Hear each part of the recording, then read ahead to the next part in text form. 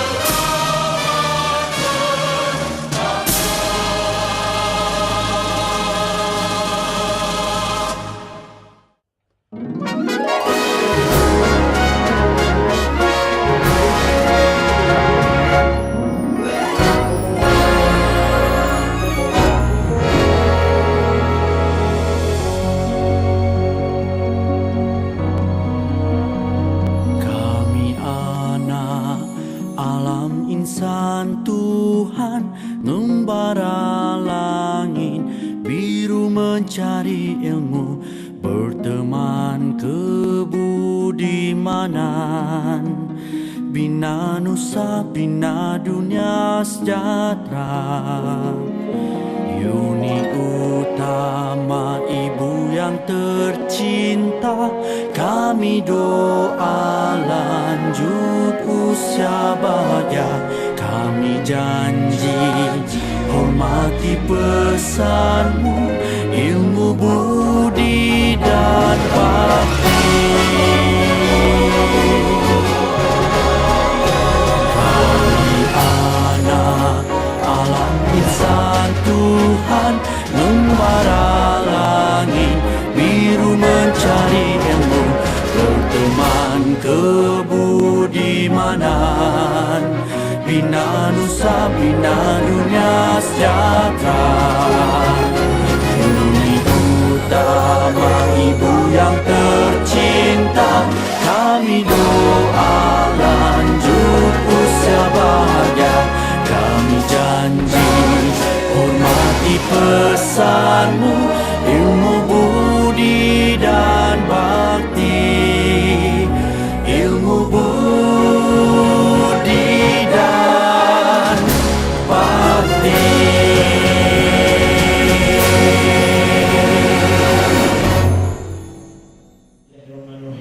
Yang berbahagia Encik Muhammad Rizal Ismail, Pengarah Jabatan Kebudayaan dan Kesenian Negara Negeri Kedah.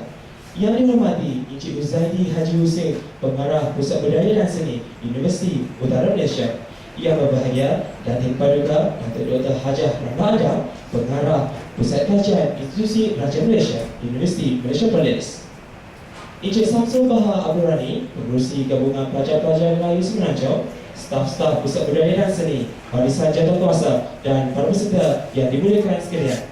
Assalamualaikum, selamat pagi dan salam satu Malaysia. Selamat datang diucapkan ke program Kuliah Budaya.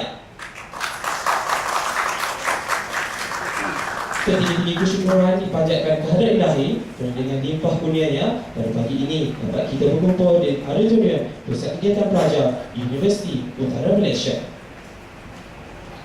Bagi mengikuti program Kuliah Budaya, anjuran Jabatan Kebudayaan dan Kesenian Negara Negeri Kedah dengan kerjasama Pusat Budaya dan Seni serta Biro Tata Negara Negeri Kedah.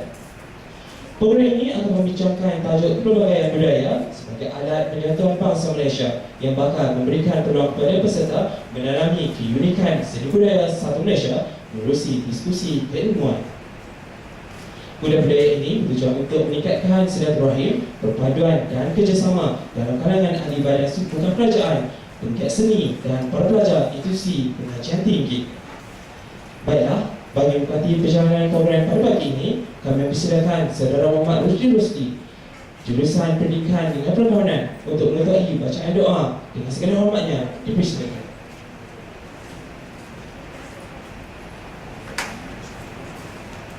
Assalamualaikum warahmatullahi wabarakatuh. Al-Fatihah.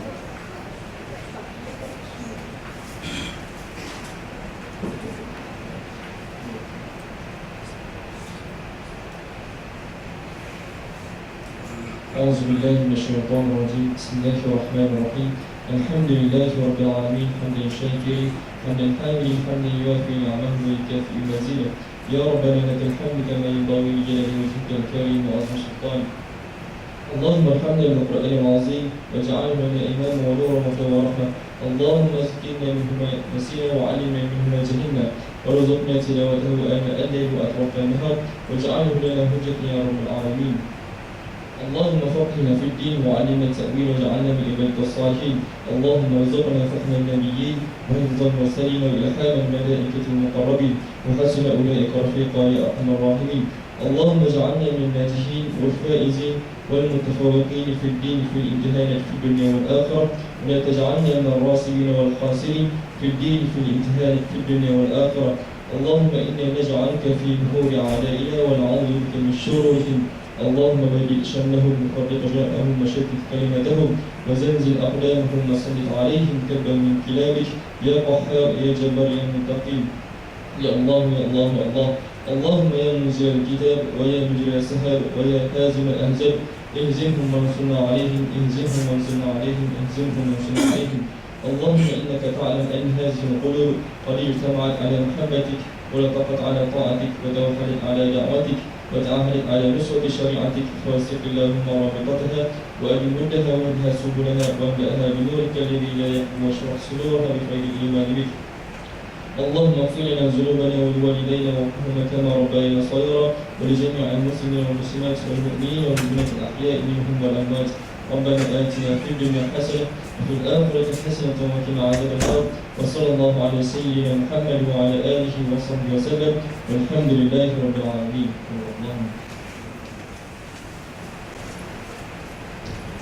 Amin, amin, Rabbal Alamin. Semoga dengan baca doa sebentar tadi dapat memberkati majlis kita pada pagi ini. Dan bagi mengupas isi kandungan sebab pada pagi ini, kami telah menjemput seorang ahli panel yang memiliki pengalaman yang cukup luas. Untuk itu, mari saya bawa hadirin kenalan dengan latar diri ahli panel kita pada pagi ini. Yang berbahagia, Datuk Paduka Datuk Dr. Hajah Ramla Adam merupakan lulusan ijazah sarjana muda kelas kedua tinggi di Universiti Melaya pada tahun 1973. Dan seterusnya melanjutkan pengajian sarjana sastra pada tahun 1977 di Universiti Melaya. Kemudian pada tahun 1998 beliau meneruskan pengajian ijazah kedoktoran di universiti yang sama. Antara penerbitan buku akademik yang telah dihasilkan adalah Kemelut Politik Tanah Melayu dan buku teks sejarah tingkatan 5 KBSM Dewan Bahasa dan Pustaka 2005. Sepanjang perlibatan beliau dalam dunia akademik, pelbagai pengiktirafan telah diberikan. Antaranya ialah hadiah penulisan Esoga Pena, Visiting Professor Arizona State University dan Visiting Fellow University of London SOAS United Kingdom. Manakala anugerah yang telah diberikan kerajaan adalah Darjah Seri Melaka DSM, Darjah Mulia Seri Melaka DMSM yang membawa gelaran Datuk, dan terkini Darjah Sultan Sharifuddin Idris Shah DSIS yang telah memberikan gelaran Datuk Datin Paduka. Beliau sering dijemput untuk jadi tenaga penceramah, moderator di dalam berbagai program berkaitan isu-isu kenegaraan. Antara kronologi sejarah kerjaya beliau pernah menjawat jawatan Profesor Universiti Teknologi Malang pada tahun 2009 dan dilantik sebagai Dekan Fakulti Sains Pentadbiran dan Pengajian Polisi pada tahun 2010 di kampus yang sama. Kini, beliau bertugas sebagai pengarah Pusat Kajian Institusi Raja Malaysia, Universiti Malaysia Perlis. Dan seterusnya, untuk melanjutkan sesi perbincangan terbagi ini, majlis mempersilakan Encik Samsul Baha Abdul Rani, pengerusi gabungan pelajar-pelajar Semenanjung Semenanjung, untuk mengkerusikan sesi seterusnya. Dipersilakan.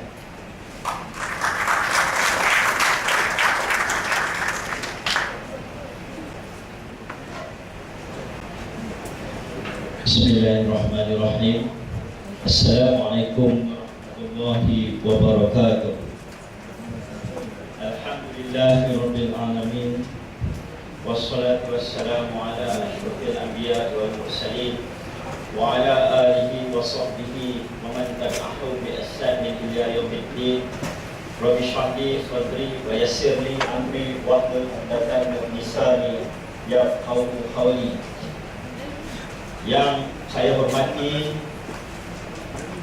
Pengarah Pusat Kebudayaan Universiti Utara Malaysia, yang diraihkan pada hari ini, yang berbahagia Datin Paduka Ramlah, Datin Paduka Datuk Ramlah Dr. Hajah Ramlah Adam bagi tepukan kepada sejarawan. Seterusnya, tak lupa kepada pegawai-pegawai kanan Universiti Utara Malaysia, wakil-wakil pertubuhan bukan kerajaan, adik-adik mahasiswa Universiti Utara Malaysia. Nampaknya pada pagi ini tak sabar-sabar lagi orang utara kata untuk mendengar majlis ilmu yang cukup bermakna kepada adik-adik kita yang menuntut di Universiti Utara dan juga kepada semua hadirin dan hadirat yang dari jauh dan dekat, orang Kedah kata mai pada hari ini. Dan saya yakin yang hadir pada hari ini adalah daripada seluruh negara. Kalau macam tu saya nak tengok yang daripada Sabah dan Sarawak ada tak? Walaupun mereka ni tengah berjuang dengan bangsa Sulu, Prof, tapi mereka tetap datang. Jadi sebelum saya menjemput Prof Ramlah, saya mintalah kita semua memberi satu tepukan gemuruh pada Datin Paduka Datuk Hajah Ramlah Adam untuk dipersilakan Pak Bekas, dipersilakan Prof.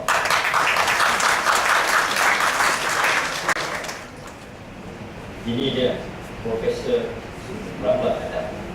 Yang ini yang saya tengok Prof sebelum ni di kaca TV saja, dan juga bila saya menghadiri seminar-seminar Profesor, hari ini saya rasa teruja, saya pribadi pun terasa teruja dapat berdepan dengan seorang tokoh budayawan yang cukup luas pengalaman. Sebab itu saya rasa yang hadir pada hari ini Profesor mengambil langkah tepat.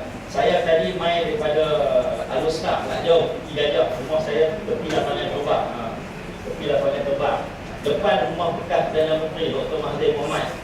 Jadi semalam saya ada program, saya cerita sikit Prof.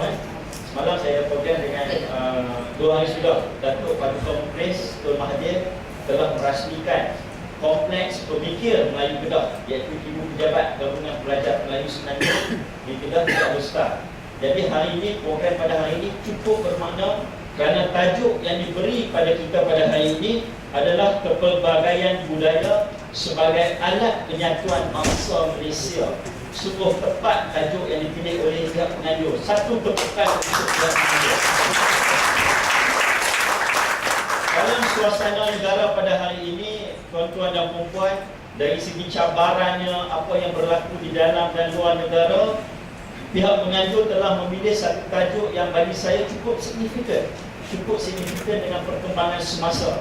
Kalau kita lihatlah Prof, kalau kita lihat tajuk, saya tengok ada 2 kata kunci kat sini Prof, mungkin budaya dan juga alat penyatuan bangsa. Sebelum saya serahkan kepada Prof, mungkin sebentar lagi Prof dapat mengulas apakah itu budaya, apakah definisi budaya, sebelum kita pergi lebih jauh lagi perbincangan kita pada pagi ini. Dan seterusnya, macam mana budaya itu boleh menyatukan bangsa Malaysia. Dahlah kita tahu di Malaysia ni lebih kurang saya rasa ada berpuluh jenis kaum. Saya tengok tadi apa rujukan yang telah saya buat, kita mempunyai puluhan etnik budaya yang terdapat di Malaysia. Dan macam lagi Prof akan ulas kepada kita macam mana mereka ni yang mempunyai pelbagai budaya dapat menggunakan alat tersebut sebagai menyatu padukan bangsa Malaysia. Jadi tanpa melengah masa Prof, saya mempersilakan Prof untuk mengulas bagaimana pelbagaian budaya yang wujud di negara ini dapat menjadi alat penyatuan kepada bangsa Malaysia. Silakan, Profesor.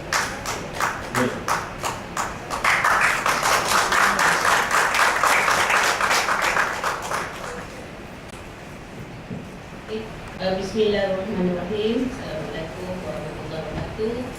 Dan selamat pagi ya kepada semua. Pertama sekali kita ucapkan syukur kepada Allah SWT kerana dengan izin dan limpah kurnia saya ni walaupun demam dapat jugalah jumpa anda semua ya, untuk kita berbincang pasal kepelbagaian budaya dalam Malaysia sebagai alat penyatuan bangsa kita, bangsa Malaysia. Yang kedua, saya ucapkan terima kasih lah ya kepada pihak pengarah kebudayaan negeri ya, kerana jemput saya sekali lagi. Dulu di Perlis, sekarang di sini pengarah pusat kebudayaan UM ya, pegawai-pegawai ya, dan seterusnya para hadirin sekalian, anak-anak murid ya. Saya dulu bulan 10 sampai bulan 12 saya duduk di UM di Colgis ya. Tapi lepas itu saya pindah ke UNIMED, Universiti Malaysia Perlis ya. Saya dah jadi warga awak sekejap lah ya. Tapi jodoh kita lama nampaknya ya. Saya pindah pula ke sana. Tak apalah, di mana-mana pun saya ingin menyumbang bakti. Saya percaya awak semua dah jumpa saya masa awak sekolah menengah tingkatan 3 ya, buku teks yang saya tulis bersama dengan beberapa guru lain. Dan tingkatan 5 dia juga baca hasil tulisan saya. Sebenarnya saya memang bencin dengan Universiti Melaya, Universiti Premier di negara kita. Dan lepas tu saya balik bekerja di Melaka menjadi pengurus besar Museum Melaka. Dan 3 buah museum telah saya dapat tangani, museum di MDI, Museum Tentera Laut Diraja Malaysia dan juga Museum SCAM Melaka. Lepas tu saya menjadi rektor Kolej Yayasan Melaka. Saya percaya mungkin awak dapat, ada orang lain dapat tawaran ya, dengan tanda tangan saya untuk datang ke UITM. Lepas itu saya ke UITM dan sekarang saya ke UNIMED. Okey, saya mempunyai pendekatan yang sedikit berbeza sebab tajuknya ialah kepelbagaian budaya dalam masyarakat Malaysia sebenarnya sebagai satu alat penyatuan. Kalau kita lihat ya, tajuk tu sekali harum, kita nampak benda tu mudah. Tetapi apabila kita mengkajinya betul-betul, sebenarnya kepelbagaian budaya dalam masyarakat Malaysia ini yang kadang-kadang menjadi punca kepada perbalahan kita. Tapi bagaimana kita mesti bersatu dengan kepelbagaian itu, tetapi kita tetap bersama dalam sebuah negara. Itu dia ya. So kita menyorot definisi budaya. Budaya bagi saya adalah suatu perkara yang meliputi seluruh kehidupan kita. Budaya adalah cara hidup kita. Setiap kaum, setiap bangsa di dunia ini, setiap masyarakat, termasuklah setiap etnik ataupun masyarakat orang asli sekalipun, mereka ada sistem budaya mereka sendiri. Sistem budaya yang dimaksudkan ialah cara-cara kita mengendalikan kehidupan kita, sama ada institusi sosial yang ada dalam masyarakat itu, ataupun ada istiadatnya, ada resamnya, cara perkahwinan yang mereka lakukan, kemudian kinship ataupun kekeluargaan, sistem politiknya, sistem ekonominya, sistem sosialnya. Itu adalah cara hidup kita.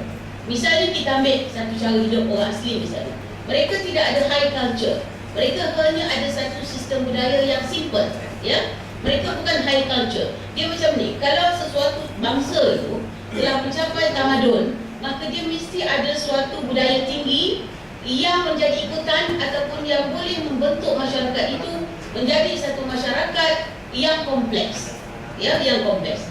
Misalnya kita ambil, awak belajar sejarah Malaysia ya. Misalnya kita ambil Kesultanan Melaka. Kesultanan Melayu Melaka iaitu sebagai suatu kita kata petanda bahawa sebelum kedatangan barat di negara di kawasan ini, kita telah ada satu kerajaan yang sophisticated, satu kerajaan yang kompleks dengan segala sistem sosio budayanya dan juga sistem ekonominya dan juga sistem politiknya. Misalnya kita ambil kerajaan Melaka, kita tahu sesebuah negara ataupun sebuah tamadun yang ingin dianggap sebagai sebuah tamadun yang tinggi apabila dia ada sistem tulisan. Ya, sistem tulisan sangat penting sebab dengan adanya sistem tulisan masyarakat itu, dia dapat merakamkan segala peristiwa yang berlaku dalam masyarakat, termasuklah undang-undangnya, sistem kepercayaannya, sistem sosialnya dan juga sistem atau aktiviti ekonomi yang dilaksanakan. So dalam kes Melaka misalnya kita dapati, kita terima dia sebagai suatu kerajaan yang bertamadun kerana dia ada sistem tulisan, iaitu bahasa Melayu. Sama ada dia meminjam daripada Sanskrit, ataupun meminjam daripada tulisan Arab, ataupun perkataan-perkataan daripada Portugis ke Belanda, tetapi dia dapat melahirkan suatu sistem perbendaharaan dan sistem tulisan yang sesuai dengan kehidupannya dan juga cita rasanya. Sebab misal juga kita ambil sistem tulisan Cina. Tulisan Cina, negara Cina telah ditiru ataupun telah diambil alih ataupun telah dipinda sikit sebanyak oleh tulisan Jepun. Korea, ini adalah asas kepada katakana Jepun misalnya. So mereka mengambil juga tulisan daripada Cina. So kita rasa tiru meniru dalam budaya ini adalah satu perkara yang biasa. Nah, kita ambil juga dalam Kesultanan Melaka, kita ada sistem undang-undang. Ya, ini juga penting. Sebuah masyarakat yang tinggi tamadun ini, dia mesti ada sistem undang-undang. Hukum Kanun Melaka adalah contoh sistem perundangan sebuah kerajaan yang telah bertamadun. Kita tahu bahawa Kesultanan Melaka telah mempunyai sistem kanun hukum Melaka itu yang didasarkan kepada hukum Islam dan juga hukum ataupun adat kebiasaan orang-orang lain. Ya, kalau you belajar tentang hukum kanun Melaka, kalau you ambil budaya atau sastra, you akan dapati perkara itu jelas. Begitu juga dia ada hukum laut Melaka atau undang-undang laut Melaka. Maknanya peraturan-peraturan untuk kapal-kapal berdagang dan bagaimana dia mesti yang kita kata menguruskan perdagangannya. Cukup. So maknanya saya nak beritahu bahawa sebuah kerajaan yang kompleks dia mesti ada sistem-sistem yang saya maksudkan. Kemudian dari segi pentadbiran, kerajaan Melaka juga yang menghasilkan satu sistem pentadbiran beraja di mana ketuanya raja, kemudian lapis kedua adalah pembesarnya yang diberi tugas untuk menguruskan perkara dengan arahan sultan, perintah sultan, dan di bawah pembesar ini kita dapati masyarakat dengan sistem penghulunya demang dan ketua kampung. Ya. Jadi maksudnya sekarang dari segi sistem pentadbiran sebelum kedatangan barat, kita lihat bahawa telah ada sistem yang kompleks dalam negara, dalam Kesultanan Melaka. Dan Melaka juga merupakan sebuah empire. Bila maksud empire bermakna dia ada satu kerajaan pusat, iaitu di Melaka itu sendiri, tetapi dia meluaskan pengaruhnya sama ada melalui mufti, melalui serangan atau melalui perkahwinan dengan kawasan-kawasan sekitarnya, dan akhirnya kita dapati empire Melaka itu meliputi daripada Langkawi sampailah ke pulau-pulau di lautan apa kita kata di pentas Sunda itu sendiri, sebelum masuk Jawa dan Sumatera. Malah pantai timur Sumatera juga adalah kawasan yang dinaungi oleh kerajaan Melaka. Sebab itu dia nama empire, ya. Sedangkan empire adalah sesuatu yang besar dan penting, sebab itu pengaruhnya. Dan lagi satu ialah undang-undang Islam ataupun agama Islam itu sendiri. Kita tahu Islam di Asia Tenggara ini bermula dengan Pasai, tetapi Melaka sebagai kawasan baru telah mengambil alih pentadbiran Islam itu ataupun perkembangan Islam itu, sehingga Melaka juga dikenal sebagai pusat pentadbiran Islam. Jadi bila kita cakap budaya, bermakna macam saya dah terangkan, dia meliputi semua aspek kehidupan kita. Itulah dia sistem, ya, yang ada, yang dipakai oleh masyarakat itu dari semasa ke semasa, dan lepas itu disebarkan atau diturunkan kepada generasi selepas itu, sama ada melalui lisan ataupun sama ada juga melalui tulisan ataupun melalui ajaran-ajaran yang dipaksakan ke atas masyarakat yang kemudian. So bagi saya itulah budaya. Jadi kalau kita bandingkan kita hari ini, Malaysia, you lihat, ya, adalah sebuah negara yang besar. Dia mengandungi, ya, next ya. Dia mengandungi second lah sebelum kata ni. Contoh terbaik masyarakat Melayu di Malaysia. You faham betul? Tak apa, next. Nombor 2. Okey, stop. Latar belakang Malaysia. So Malaysia ni adalah negara yang terdiri daripada gabungan negeri-negeri yang bersetuju untuk menjadi anggota dalam Persekutuan Malaysia. Itu kena faham. Malaysia bukanlah satu unitary system.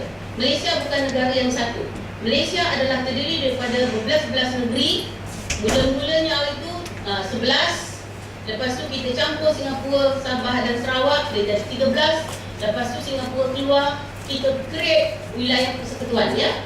Kuala Lumpur, Putrajaya dan juga Lahore. So kita ada 14 buah negeri dalam Malaysia. Kita adalah negara yang menggunakan konsep kerajaan persekutuan dan juga kerajaan negeri. Tiap-tiap negeri ada otonomi dalam bidang-bidang tertentu. Dan di peringkat negara pula sebagai sebuah persekutuan, dia ada satu bidang kuasa yang luas yang meliputi semua negeri-negeri yang terkandung dalam Malaysia.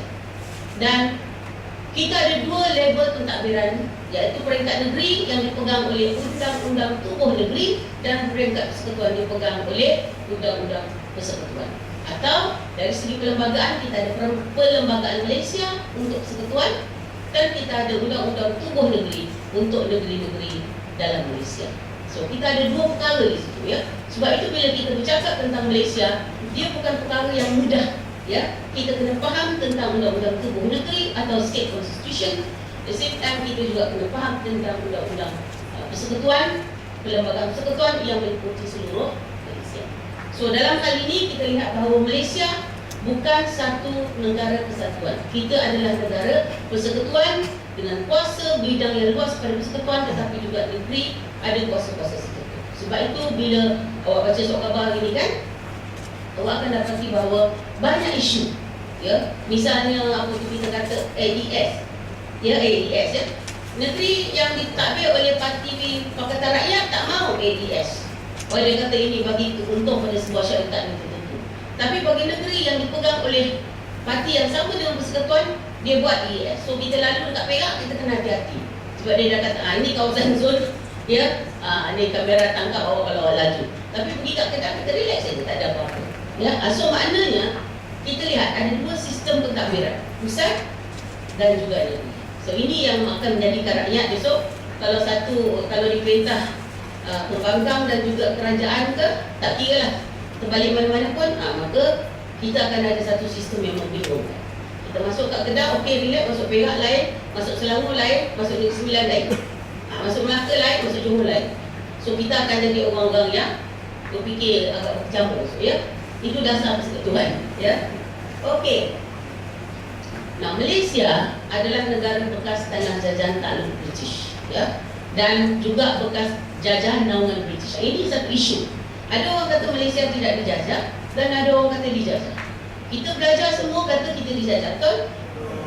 Tetapi bila tiba kat universiti, kita buat research, kita dapati bahawa hanya negeri-negeri tertentu sahaja yang dijajah. Melaka kalah perang dengan Portugis 1511. Lepas tu Pulau Pinang diambil oleh Francis Drake pada 1786. Kemudian tu Singapura 1819 oleh Raffles. Yang Singapura bukan bahagian kita tapi dia dulu sebagai kita. Lepas tu Sarawak dalam tahun 1842, ya, James Roos ambil Sarawak. Lepas tu Sabah diambil oleh syarikat Borneo Utara pada tahun 1874. So maknanya ini adalah kawasan-kawasan yang memang direct influence oleh penjajahan British, ya. Tetapi bagi negeri-negeri Melayu yang beraja, kita tahu perjanjian Pangkor 1874 buat perjanjian Pangkor. Lepas tu Negeri Sembilan, Pahang dan Selangor. Lepas itu 1909 kita ada perjanjian Bangkok. Dan di sini kita lihat bahawa kerajaan-kerajaan yang dahulunya di bawah pentadbiran Siam atau naungan Siam sekarang diletakkan di bawah British. Barulah kita lahir sebagai Persekutuan Tanah Melayu pada tahun 48. So proses kita panjang. Jadi maknanya apa yang saya nak sampaikan kepada awak tersebut ialah akibat daripada insiden-insiden sejarah yang berbagai ini menyebabkan kita mempunyai pengalaman sejarah yang berbeza. Betul? Bagi orang utara macam Kedah Perlis, ya, mereka lebih dekat dengan Siam dan banyak pun warga negara Malaysia yang berketurunan Siam, terutama di sempadan dan juga di kawasan yang berdekatan dengan sempadan, ya. Sedangkan di selatan kita tidak ada orang Siam di Melaka, tak ada, ya, sebagai warga negara. Tetapi kita ada Portugis, ya, yang telah jadi warga negara walaupun dulu dia jajah orang Melaka. Tapi hari ini dia dianggap sebagai putra kerana itu dia bagi ASP, ya. So itu adalah proses-proses sejarah yang telah menjadikan kita begitu unik dan kompleks. Dan ini adalah satu produk sejarah yang menjadi kita pada hari ini. Sebab itu, untuk you memahami kepelbagaian budaya masyarakat Malaysia, you kena faham kepelbagaian insiden sejarah yang telah kita temui ataupun yang telah dilalui oleh masyarakat Malaysia daripada zaman Melaka sampailah zaman kita pada hari ini. So itu kena faham. Sebab itu kita bila menangani ataupun bila mengkaji isu-isu tertentu, kita kena baca latar belakangnya. Ya. Dan kedatangan British telah melahirkan suatu masyarakat kita panggil masyarakat majmuk. Masyarakat majmuk bermakna bahawa kita mempunyai bangsa-bangsa yang berbeza, yang budaya hidupnya juga berbeza di antara satu sama lain, tetapi mereka tinggal di tempat-tempat tertentu tanpa ada pertembungan, tanpa ada kita kata satu usaha daripada British untuk satukan mereka dalam satu perasaan, satu nada ataupun satu perspektif yang sama.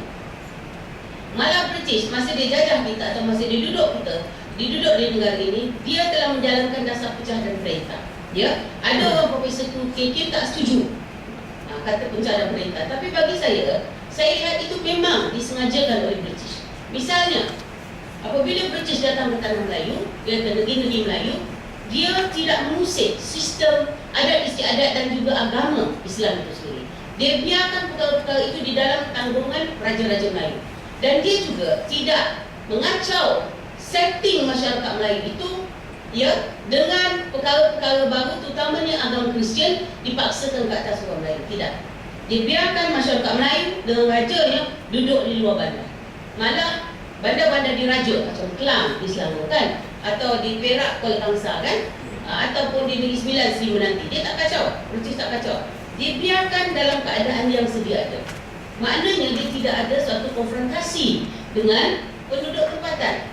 Tetapi apabila dia menggalakkan perniagaan, urusan getah dan juga pelumba-lumbung biji timah, maka dia menggalakkan pemasukan pelabur-pelabur luar dan juga pekerja-pekerja. Dan dengan itu dia melahirkan pula bandar-bandar baru, ya, seperti Ipoh atau Taipei, ya, ataupun Seremban.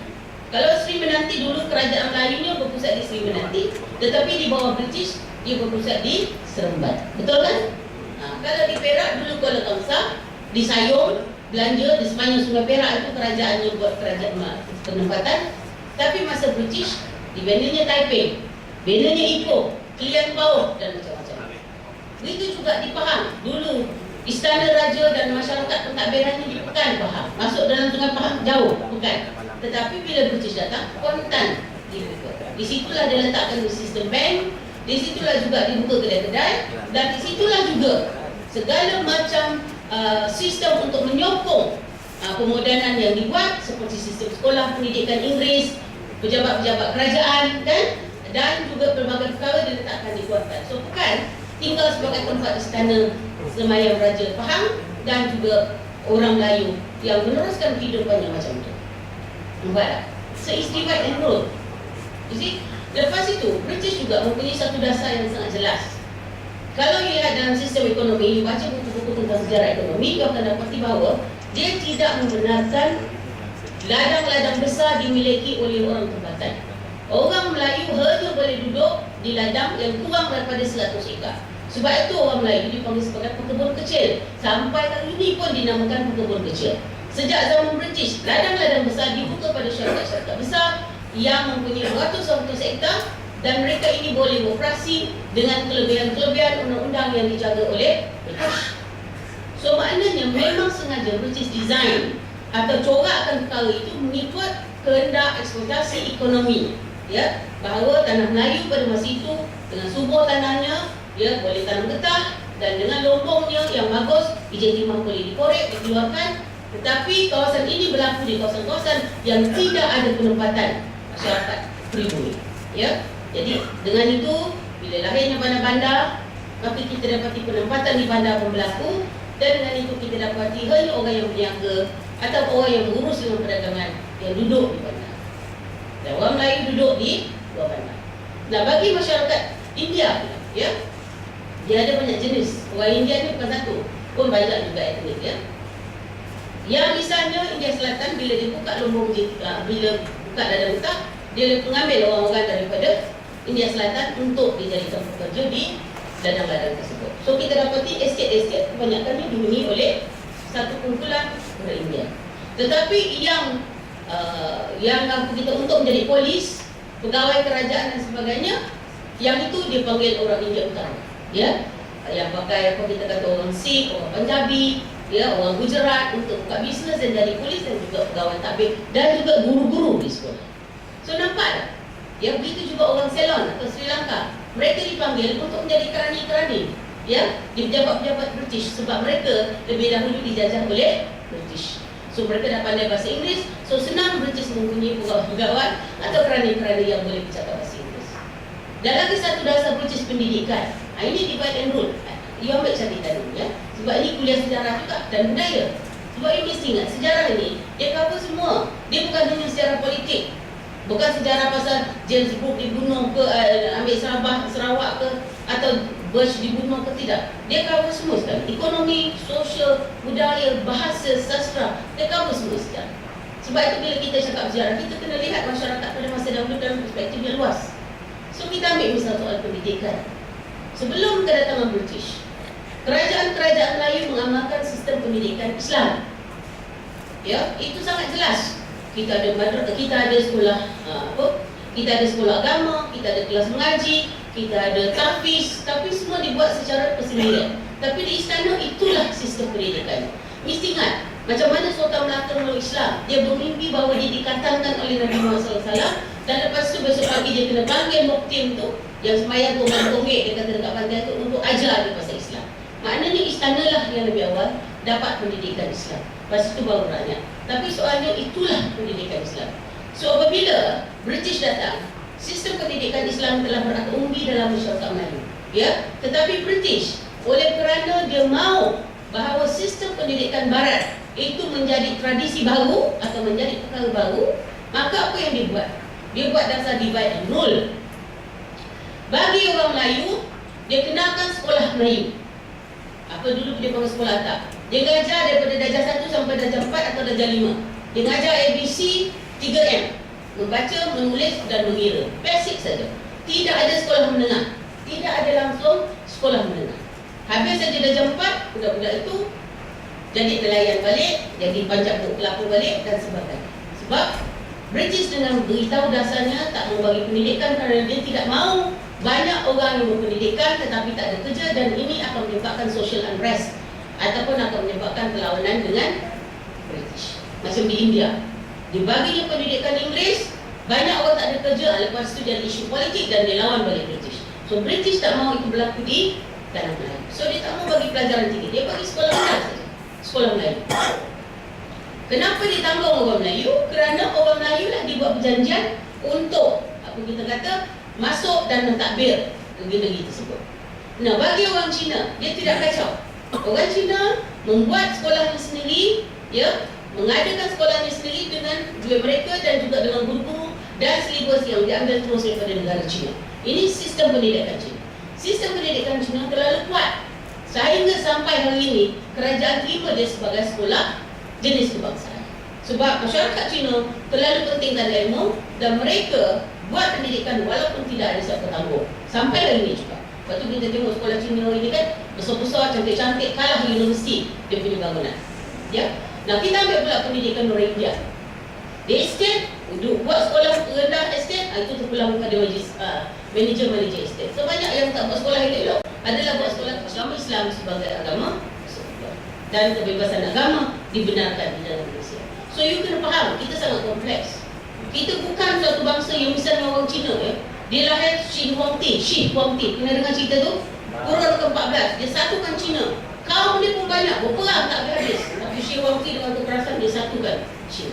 Hari ini kita kenal Cina, kita tak tahu ada orang Han, ada orang apa ke. Kalau baca sejarah pun kita tahu. Tapi keluar mereka sebagai bangsa Cina.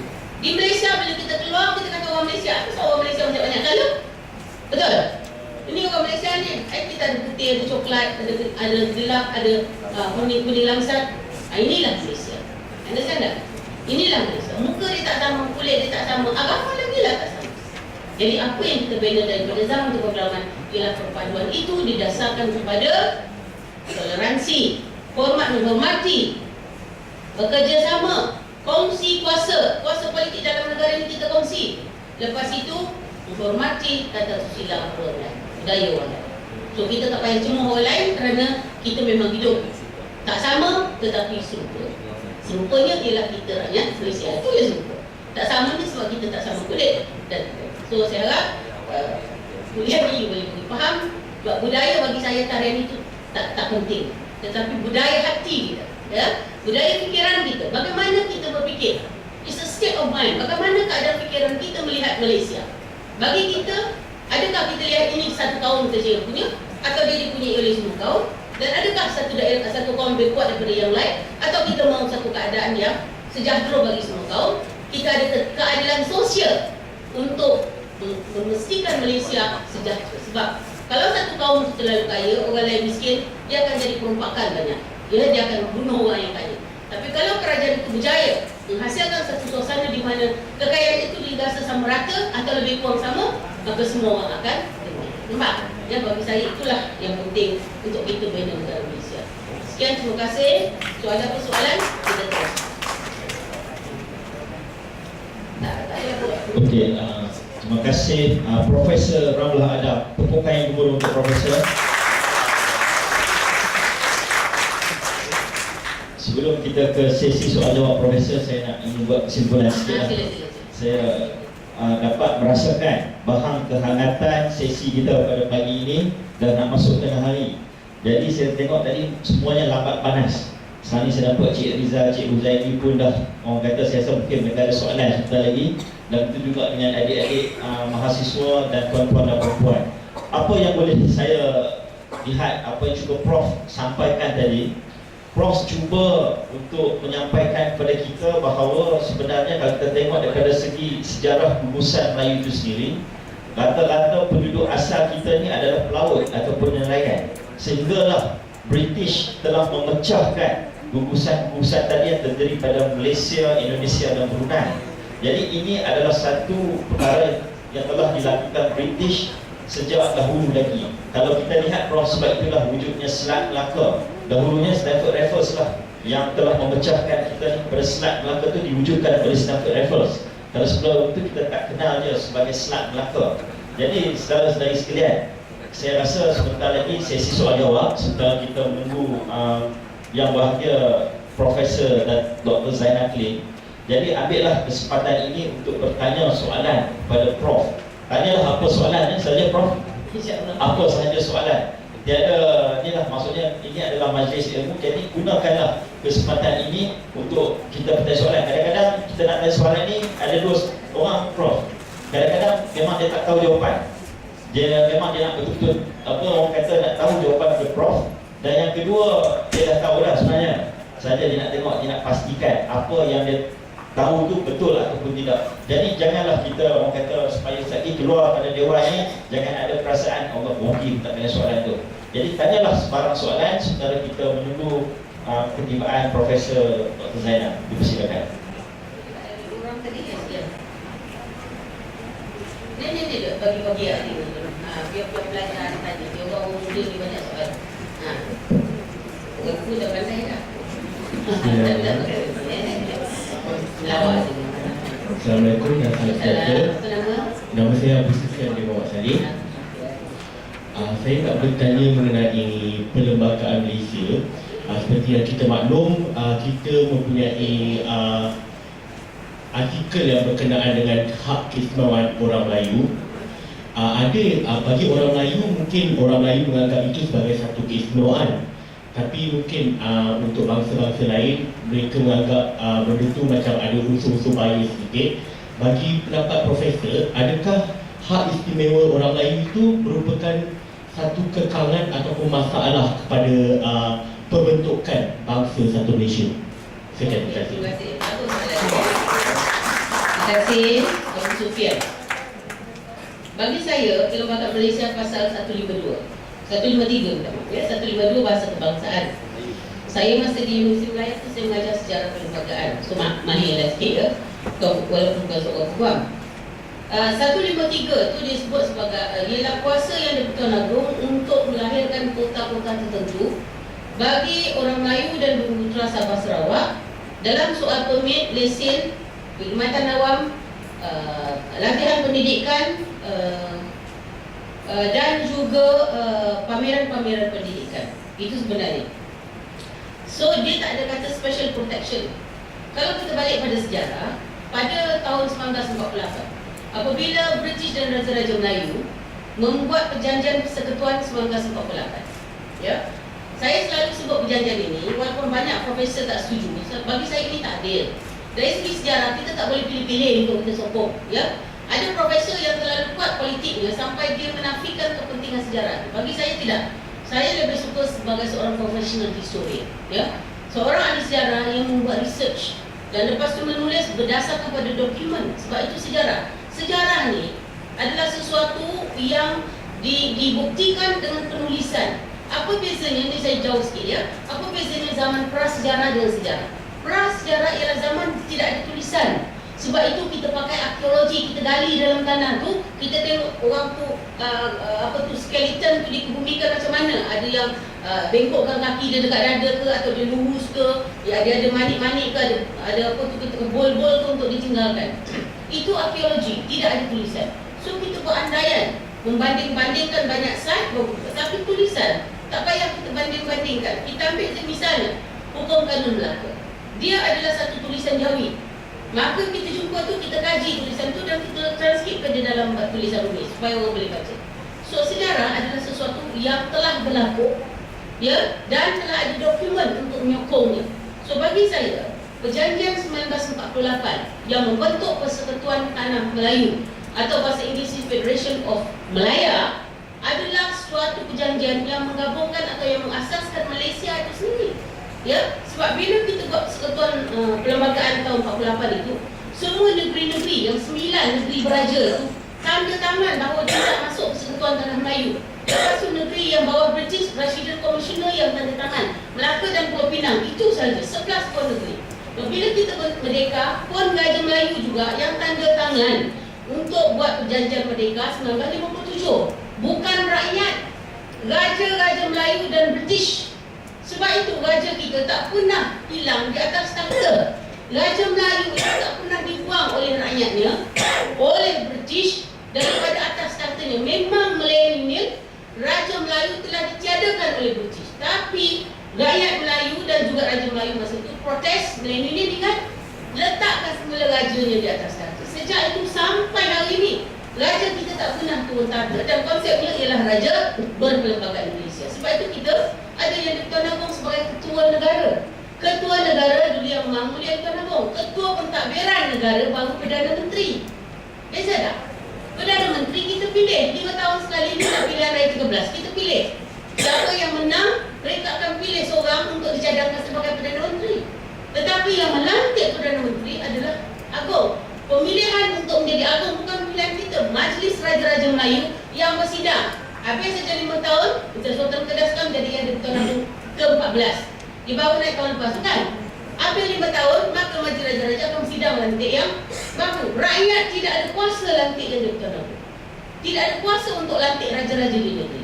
Kuasa kita ialah melantik wakil-wakil rakyat di bahagian parlimen dan juga wakil rakyat di peringkat negeri. Itu dia. So sebab itu, kita kena faham perlembagaan. Jadi hari ini saya tengok orang muda anggap Agong ni tak ada kuasa, Raja Melayu tak ada kuasa. Salah. Dalam peringkat negara, Agong ni ada 49 kuasanya kalau you baca. Ya, kuasa eksekutif adalah dalam tangan Agong. Tetapi dia boleh wakilkan kepada menteri yang dilantik oleh kabinet, iaitu Perdana Menteri. Ia tak boleh buang kuasa dia. Sebab itu kita kena faham perlembagaan. So kita ambil 1, 2, 3. Jadi dalam buat perjanjian 48 tadi, saya pergi jauh sikit ya, 48, bahawa pasal 19 telah mengatakan bahawa special protection for the Malays is under the jurisdiction of the British High Commissioner. Ini sejarah yang selalu kita hari ini baca. Kita baca sekerat dan sekerat ni kita tak baca. Macam orang lelaki nak kahwin 4 le, ya kan? Awak boleh kahwin 1, 2, 3, 4 kalau mampu, kalau boleh berlaku adil. Yang boleh berlaku adil tu dia tak baca. Boleh kahwin 1, 2, 3, 4. Nampak 4 dia siap. Itu dia lah, pusing lah ya kan. Tapi itulah kita tak baca habis. Jadi maksudnya pasal 152 yang ada dalam perlembagaan Malaysia sebenarnya 153 adalah sebenarnya juga perlembagaan yang sama 153 dalam pasal kita mendapat merdeka tahun 1957. Tetapi 57 itu didasarkan kepada pasal 19 dalam perjanjian 1948. Nak bentuk negara kita ni ada peringkat-peringkatnya. Sebab itu bagi saya Kedudukan 153 ini adalah perkara yang bukan baru. Ada orang kata 153 ni diberi kepada orang Melayu kerana pembukaan kerakyatan yang masih saya cakap tadi. Raja-raja Melayu bersetuju menerima orang yang lahir di negeri dia untuk menjadi rakyat raja. Itu yang dia katakan pasal 153 sebagai ganti. Tapi sebenarnya saya nak pergi jauh sikit ya. Sebab you tak pernah ambil kuliah sejarah daripada saya. Ya. Saya tulis buku ada 14 buah buku sejarah. Ya. Kalau you pernah baca ya, buku tu semua di library macam Datuk Wan Tengku Abdul Rahman saya tulis semua. Jadi saya mahir sangat dalam tahun-tahun untuk kita dapat merdeka. Kalau awak lihat ya, bahawa Malaysia ini merdekanya baru, Malaysia ini baru ditubuhkan 45 tahun. Betul tak? 45 atau 46? Kita 46 tahun, 45 masuk 46. Sebab kita Malaysia tahun 63 kan? 63. Tapi tanah Melayu merdeka tahun 57, betul?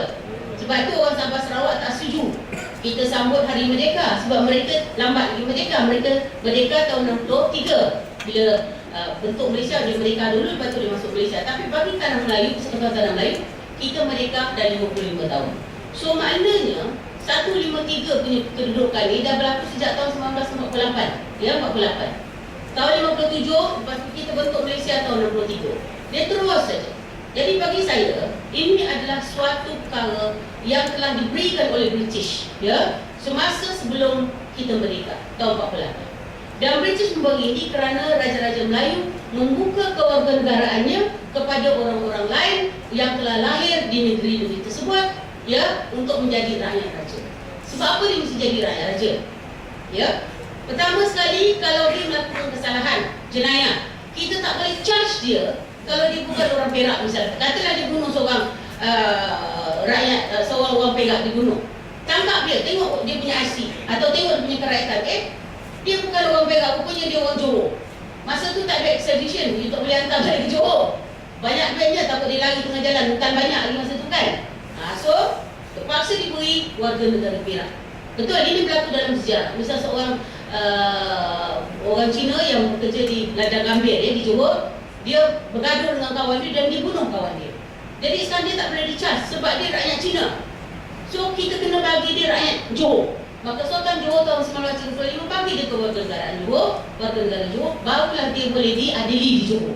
Bayangkan nak buat balik ke tempat asal kan jauh. Dia ada di itu dengan cara itu akhirnya British minta Raja Melayu supaya terima semua orang yang telah lahir di situ ataupun yang telah ada masa yang tempoh tertentu dalam 7 tahun duduk di situ diberi kerakyatan Perak. So itulah sebenarnya asal usul kenapa 153 atau pasal 19 dalam Perjanjian 48 itu dibuat. Kerakyatan diberi dan gantinya ialah protection for the Malays. Tapi hari ini banyak orang Malaysia tak baca sejarah macam saya baca. Betul? Banyak orang tak baca dalam buku sejarah tu tebal, membosankan. Baik dia baca internet, buka internet, semua jawapan dia tu. Semua ahli sejarah dalam internet. Dia lebih pandai daripada profesor. Ya? Dalam internet. Betul? Wah, semua pakar. Saya band kepala lah. Untuk saya jadi orang pakar dalam sejarah sikit dah ni bidang saya. Ambil masa 40 tahun waktu. BA ni sejarah, masternya sejarah, PhD ni sejarah, research ni sejarah, buku ni sejarah. Barulah saya boleh bercakap macam ni mengayau sikit. Ini dia tak pernah ambil sejarah pun, dia ambil engineering, medical. Oh, dia lebih pandai daripada orang sejarah. So awak semua jangan terpedaya dengan guru-guru macam tu atau profesor macam tu ya. You kena balik baca buku. Jangan baca internet banyak sangat atau blog banyak sangat. Semua orang berlaku. So maknanya 153 yang cakap tadi panjang ceritanya. Jadi yang hari ni tak tahu, main sedap tiba je lah. Dia bukan suatu diskriminasi. Dia bukan suatu apa kita kata tidak adil kepada orang lain. Dia adalah sesuatu yang telah diberi justifikasi kerana pembukaan kewarganegaraan yang telah berlaku lama sebelum awak lahir. Awak lahir tahun berapa? 90 berapa? Tahun 3. Ini cerita kurun tahun 1948. Di waktu kita nak bentuk ni negara kita ni, apa jenis bentuk negara kita? Kita nak masukkan semua orang yang dah duduk kat sini, dah ada harta, dah ada kedai, dah ada rumah.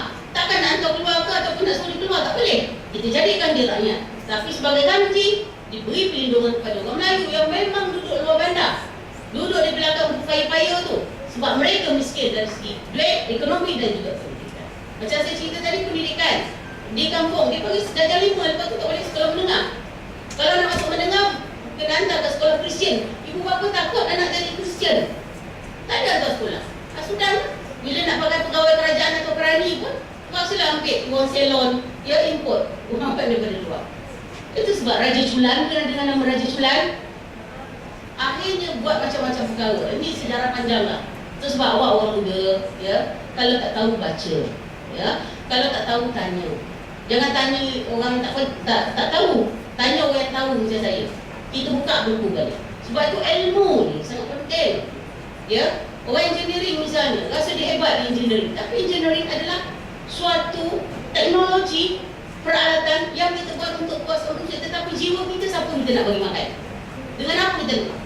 Minda kita sebagai warga negara, you perlukan apa? You perlukan ilmu sejarah. You kena sayang negara ni. Tak adalah besok kalau awak nak beli negara ni dengan apa kita kata beratus bilion, awak jual lagi bila awak jadi Perdana Menteri. Boleh? Boleh. Ada yang boleh. Maknanya ini negara kita, ini rumah kita. Buruk-buruk pun kata orang, ini rumah kita. Jadi apa yang telah berlaku dalam sejarah ini sebenarnya adalah satu perkara untuk menyesuaikan diri, untuk cuba menjawab banyak persoalan dalam negara kita. So hari ini, kalau you baca sekali saja, atau you baca 153 dalam Perlembagaan Satu Diskriminasi, awak tak adil. Kerana awak tidak membaca bagaimana dia terbentuk dalam perlembagaan. Dan kenapa selama ini generasi lama, Tan Cheng Lock, Tan Siew Sian, Tun Sam Bantan menerima ini masa mereka buat perjanjian merdeka? Kenapa? Kerana mereka sedar, mereka hidup zaman itu dan mereka tahu bahawa memang orang Melayu telah dianaktirikan oleh British. Mereka dinafikan hak untuk beli tanah banyak-banyak, hanya untuk toke-toke saja. Maka akhirnya orang Melayu duduk di kampung terus. Sebab itu Tun Abdul Razak, masa dia jadi Perdana Menteri, atau masa dia menjadi Menteri Pembangunan Luar Bandar, masa dia timbalan Perdana Menteri, fokus utamanya adalah luar bandar. Sebab dia tahu luar bandar lah tempat kemiskinan yang paling tinggi. Sampai hari ini betul. Tengok Sabah Sarawak, tengok Datuk Najib, fokus Sabah Sarawak. Ya, ada orang kata nak dapat undi, nak sokong undi, biasalah tu. Tetapi soalnya sekarang dia cuba memberi pembangunan pada luar bandar kerana ini yang tertinggal. Pemimpin-pemimpin banyaknya dahulu masuk poket sendiri ke, ataupun duduk dekat Kuching ke, Kota Kinabalu ke, Jatutan, majukan itu saja. Luar bandar tak ada siapa yang majukan. Mana? Di Malaysia pun, di apa kita kata Pahang pun, banyak lagi pembangunan di sini. Di Kelantan misalnya, ya, di Kelantan. Pembangunan sangat penting. Tetapi kerana kuasa politik, mereka tak mau pembangunan, apa jadi pada Kelantan? Orang lain membangun, orang lain maju, dia duduklah juga minum air merah, air paip merah. Ini bukan mengata, tak betul. Sebab cara kita berfikir, mentaliti kita. Sebab itu kita perlu masuk universiti, kita perlu belajar banyak-banyak, kita perlu baca banyak-banyak supaya otak kita ni boleh dihalusi pemikirannya. Akhirnya kita berfikir, janganlah macam orang bingung berfikir, ataupun macam orang tak pandai berfikir. Jangan cakap memalukan diri sendiri. Ya, kita kena cakap dengan rasional dan kualiti yang baik. Okey, Dek, boleh faham ya? Terima kasih. Okey, soalan yang lain? Ya, sila. Saya dah lama tak pergi kuliah, saya semangat nak kuliah. Dah lama jadi pentadbir ya. Assalamualaikum dan salam sejahtera. Nama?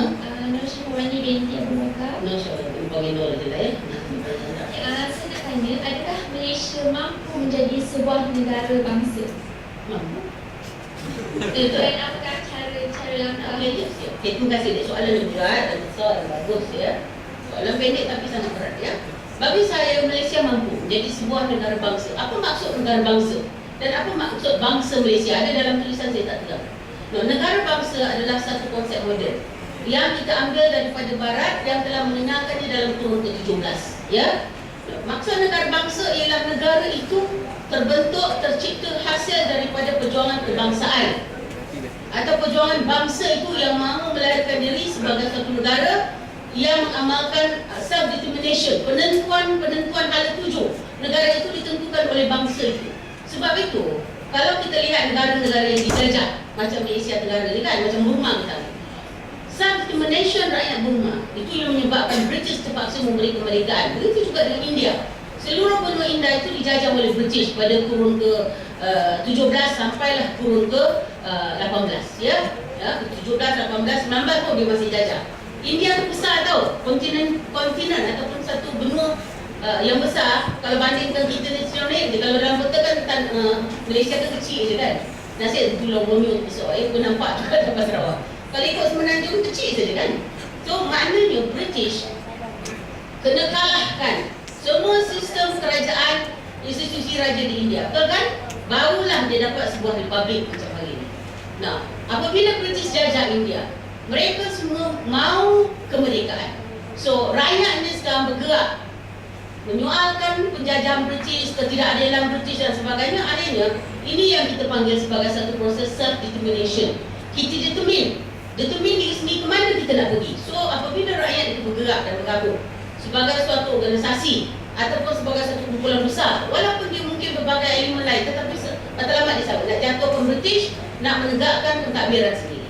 Itu dia self-determination. Jadi apabila nasionalisme itu menjadi suatu konsep yang moden yang digunakan oleh bangsa itu untuk menjatuhkan penjajah atau untuk membuang cengkaman orang lain, maka itulah yang kita panggil sebagai gerakan nasionalisme yang berteraskan kepada bangsa. Nasionalisme berasal daripada perkataan nation, ya nation. Ya, nation ini ialah bangsa. Maknanya bangsa itu menentukan hal tuju dia sendiri. So dalam Malaysia, kita tidak ada bangsa Malaysia masa itu. Kita tidak ada bangsa tanah Melayu masa itu. Kita berpecah-pecah. Kita ada Melayu, Cina, India, ya, Sabah, Sarawak tu lagi banyak kaum, lagi banyak etnik. Kita tidak satu bangsa. Tetapi perjuangan kemerdekaan pada hari itu diutamakan dilakukan oleh orang Melayu, betul? Orang Melayu yang mendesak kemerdekaan. Orang Cina, orang India ikut dan bekerjasama. Akhirnya kita dapat kemerdekaan. Itu tapi dari segi bangsa, konsep nation state di Eropah tu tak kenal dengan kita. Sebab kita bukan satu bangsa, kita pelbagai bangsa. Ya, tetapi kalau macam Burma, dia satu bangsa. Itu pun ada masalah juga kan. Orang-orang India yang Rohingya dan sebagainya, orang Islam. Tetapi masa British datang, mereka datang. Tapi hari ini tengok orang agama Buddha tolak. Ini penjajahan telah menghasilkan banyak konflik ya dalam sebuah negara. Dia melahirkan masyarakat majmuk macam Malaysia. Tapi Malaysia boleh tangani masyarakat majmuk itu. Dan saya rasa proses pembentukan bangsa Malaysia adalah on the way. Dia sedang berjalan. Dia sedang berjalan kerana apa? Kita terima kepelbagaian. Itu satu ciri. Ya, kepelbagaian kaum dalam Malaysia. Kepelbagaian budaya, kepelbagaian bahasa, kepelbagaian agama. Itu ciri kita. Kita terima dan kita telah kendalikan dia sebagai negara yang merdeka dan berdaulat sejak daripada tahun 27. Dan bila kita bentuk Malaysia tahun 63, dia telah disebarluaskan. Bangsa Malaysia, satu cirinya tadi pelbagai kaum. Yang kedua ialah bangsa Malaysia melujur kerana kita diikat oleh sistem pentadbiran yang macam saya kata tadi. Satu negara ya yang mempunyai sistem pentadbiran pusat yang kuat kena pukul. Kalau pusat lemah, ya, yang akan berlaku macam ni kan. Kalau misal pilihan raya ini tidak beri mandat pada satu kerajaan pusat ya yang kuat, maka kita akan goyang. Malaysia akan berkecampur. Ini sangat penting ni. Sebab itu kerajaan BN hari ini berusaha memujuk bagi lebih mandat, supaya kerajaan yang berpengalaman ini yang dah menguruskan negara selama 55 tahun ini boleh terus menguruskan negara ini kerana dia dah bijak membaca keadaan, menguruskan keadaan dan menyelesaikan masalah. Tapi kalaulah kerajaan baru yang naik dengan berkecamuk sama sendiri, tidak ada perpaduan di kalangan mereka, nak menguruskan pula rakyat Malaysia yang berbagai macam pendapat, kepala dan macam-macam ni kan, agama, rupa, kulit semua ni, maka saya rasa Malaysia akan hancur. Nampak? You boleh bayangkan tak keadaan tu? Atau you tak boleh bayang?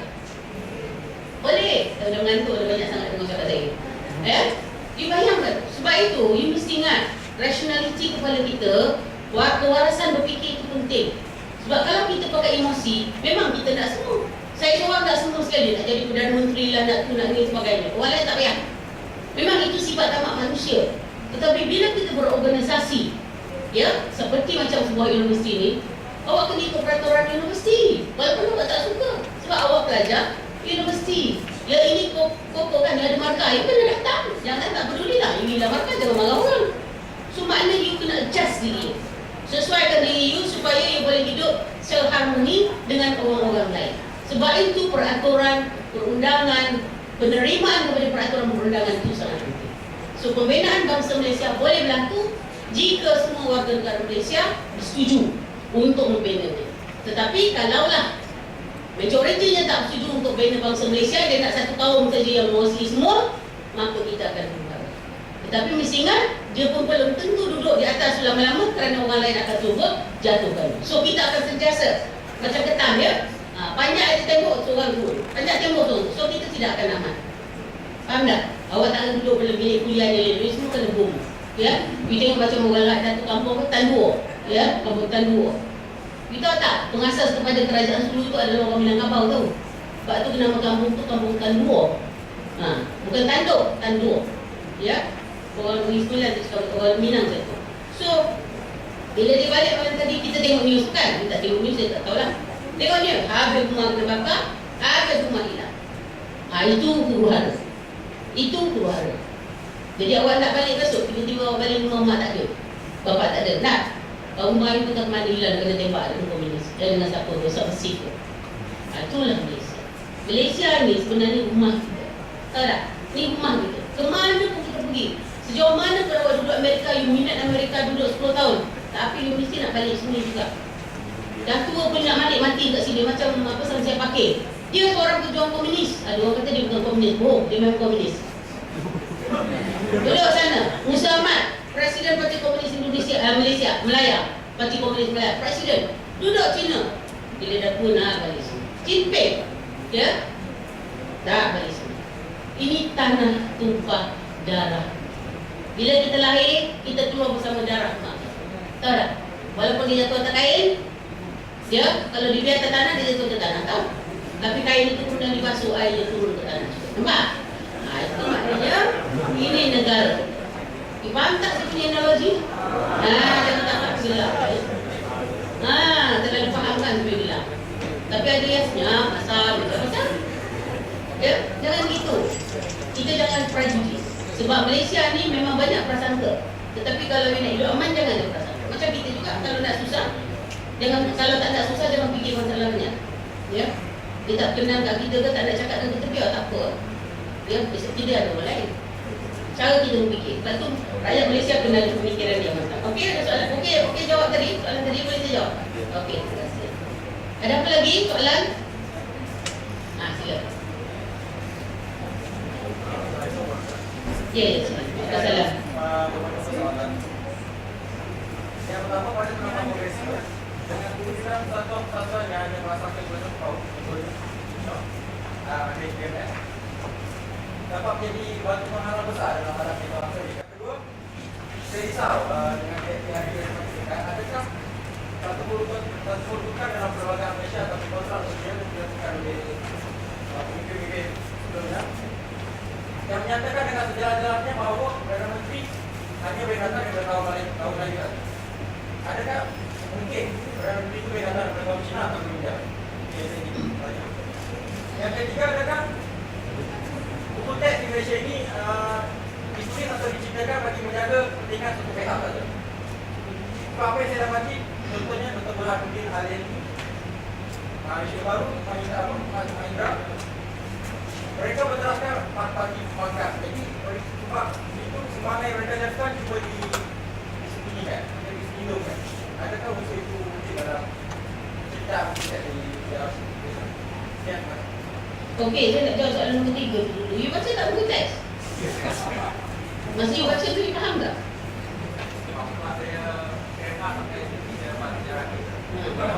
You hafal tu, you faham?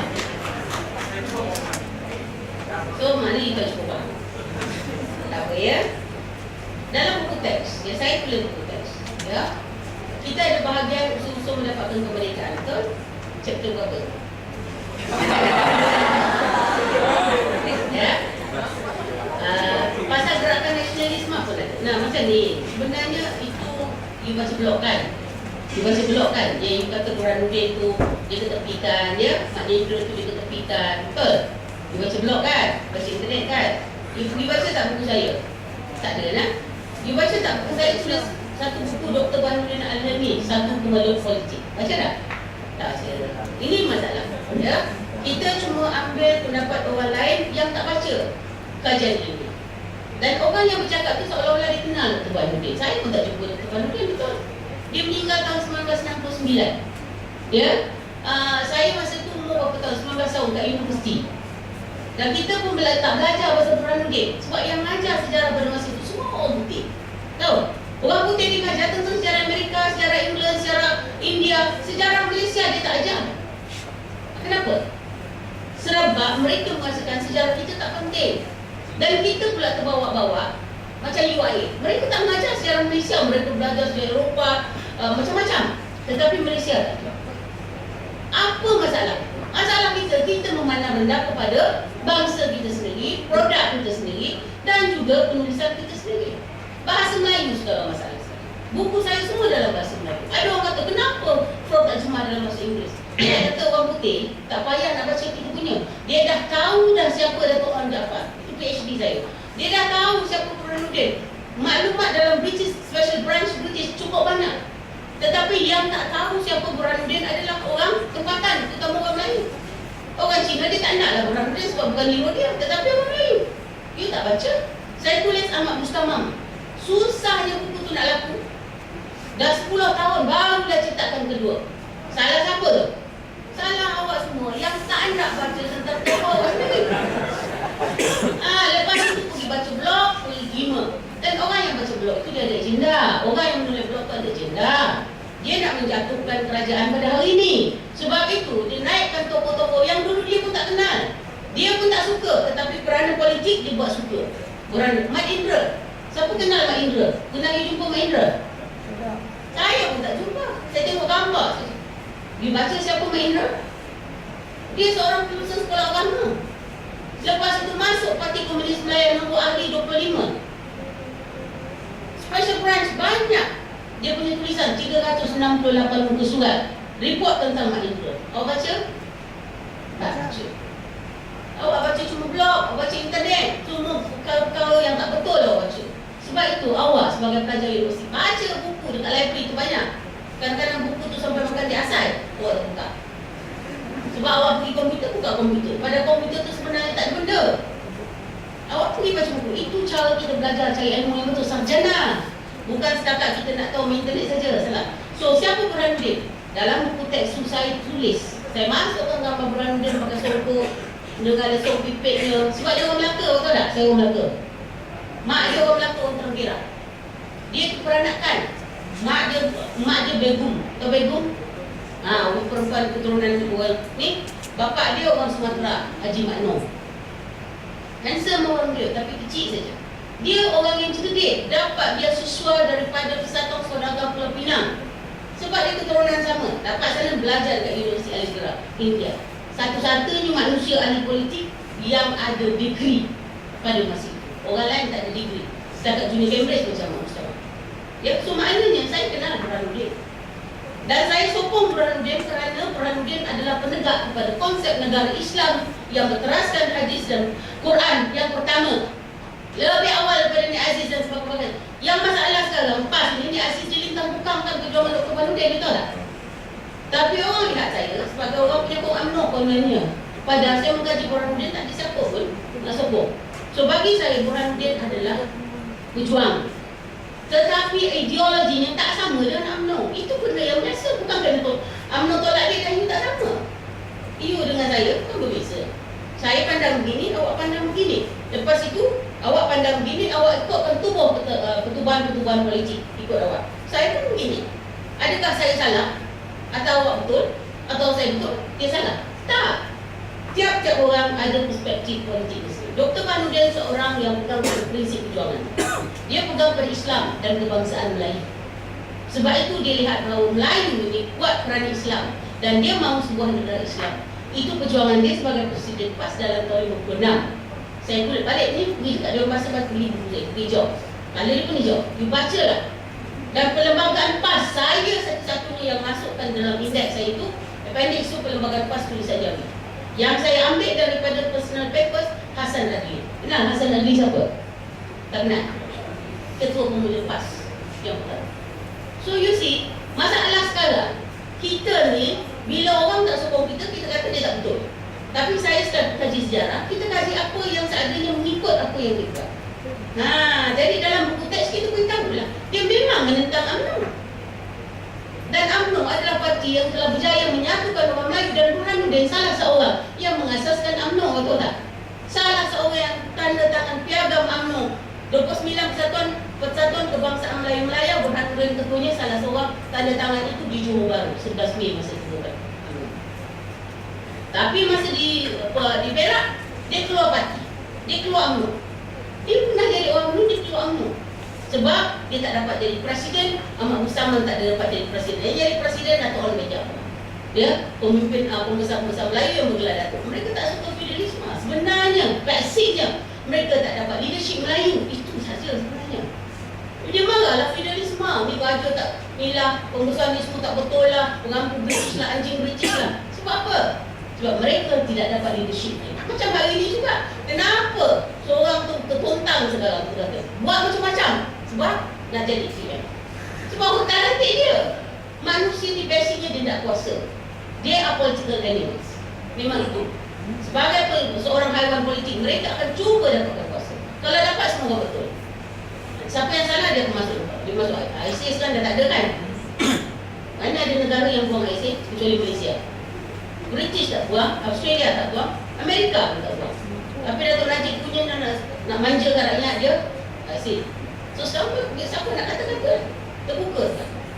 Lama-lama besok gigit lidah sendiri sebelum mengatur orang. But anyway, Mahendra memang seorang komunis. Dan dia memang menentang Raja-Raja Melayu. Dan dia memang mahu tubuhkan sebuah kerajaan komunis di tanah Melayu. Awak tahu kalau you baca sejarah Parti Komunis Melayu, mereka bercita-cita untuk menjadikan tanah Melayu sebagai jajahan ke-20 Republik Rakyat Cina Komunis. Itulah perjuangan Parti Komunis Melayu yang nak diselarikan dengan Parti Komunis Cina. Dan ingat, Parti Komunis Melayu tak pernah bubar. Dia tak pernah bubar. Dia letak senjata saja. Dekat perjanjian 1989 di Hanyang, dia letak senjata saja. Tapi dia tak pernah bubar. Sebab itu, dari segi perisikan Special Branch hari ini sebenarnya apa yang berlaku dalam Malaysia pada hari ini, terutama dalam politik, adalah unsur-unsur jelas campur tangan bekas-bekas pemimpin Parti Komunis Melayu, ya, yang menjadi monitornya kat luar negara. Sebab tu Cimping tak boleh masuk. Tahu? Sebab Parti Komunis Melayu berhasrat untuk menguasai juga negara. Dan banyak penyokong-penyokongnya dalam negeri, iaitu DAP. Ya, saya boleh elaborate, saya ada tape dalam saya punya pendrive tu. Kalau nak tengok boleh. Tapi tak ada masa dah kan. Awak akan tengok, awak akan lihat bahawa Parti Komunis Melayu tak pernah lepas agenda. 13 Mei juga adalah dorongan Parti Komunis.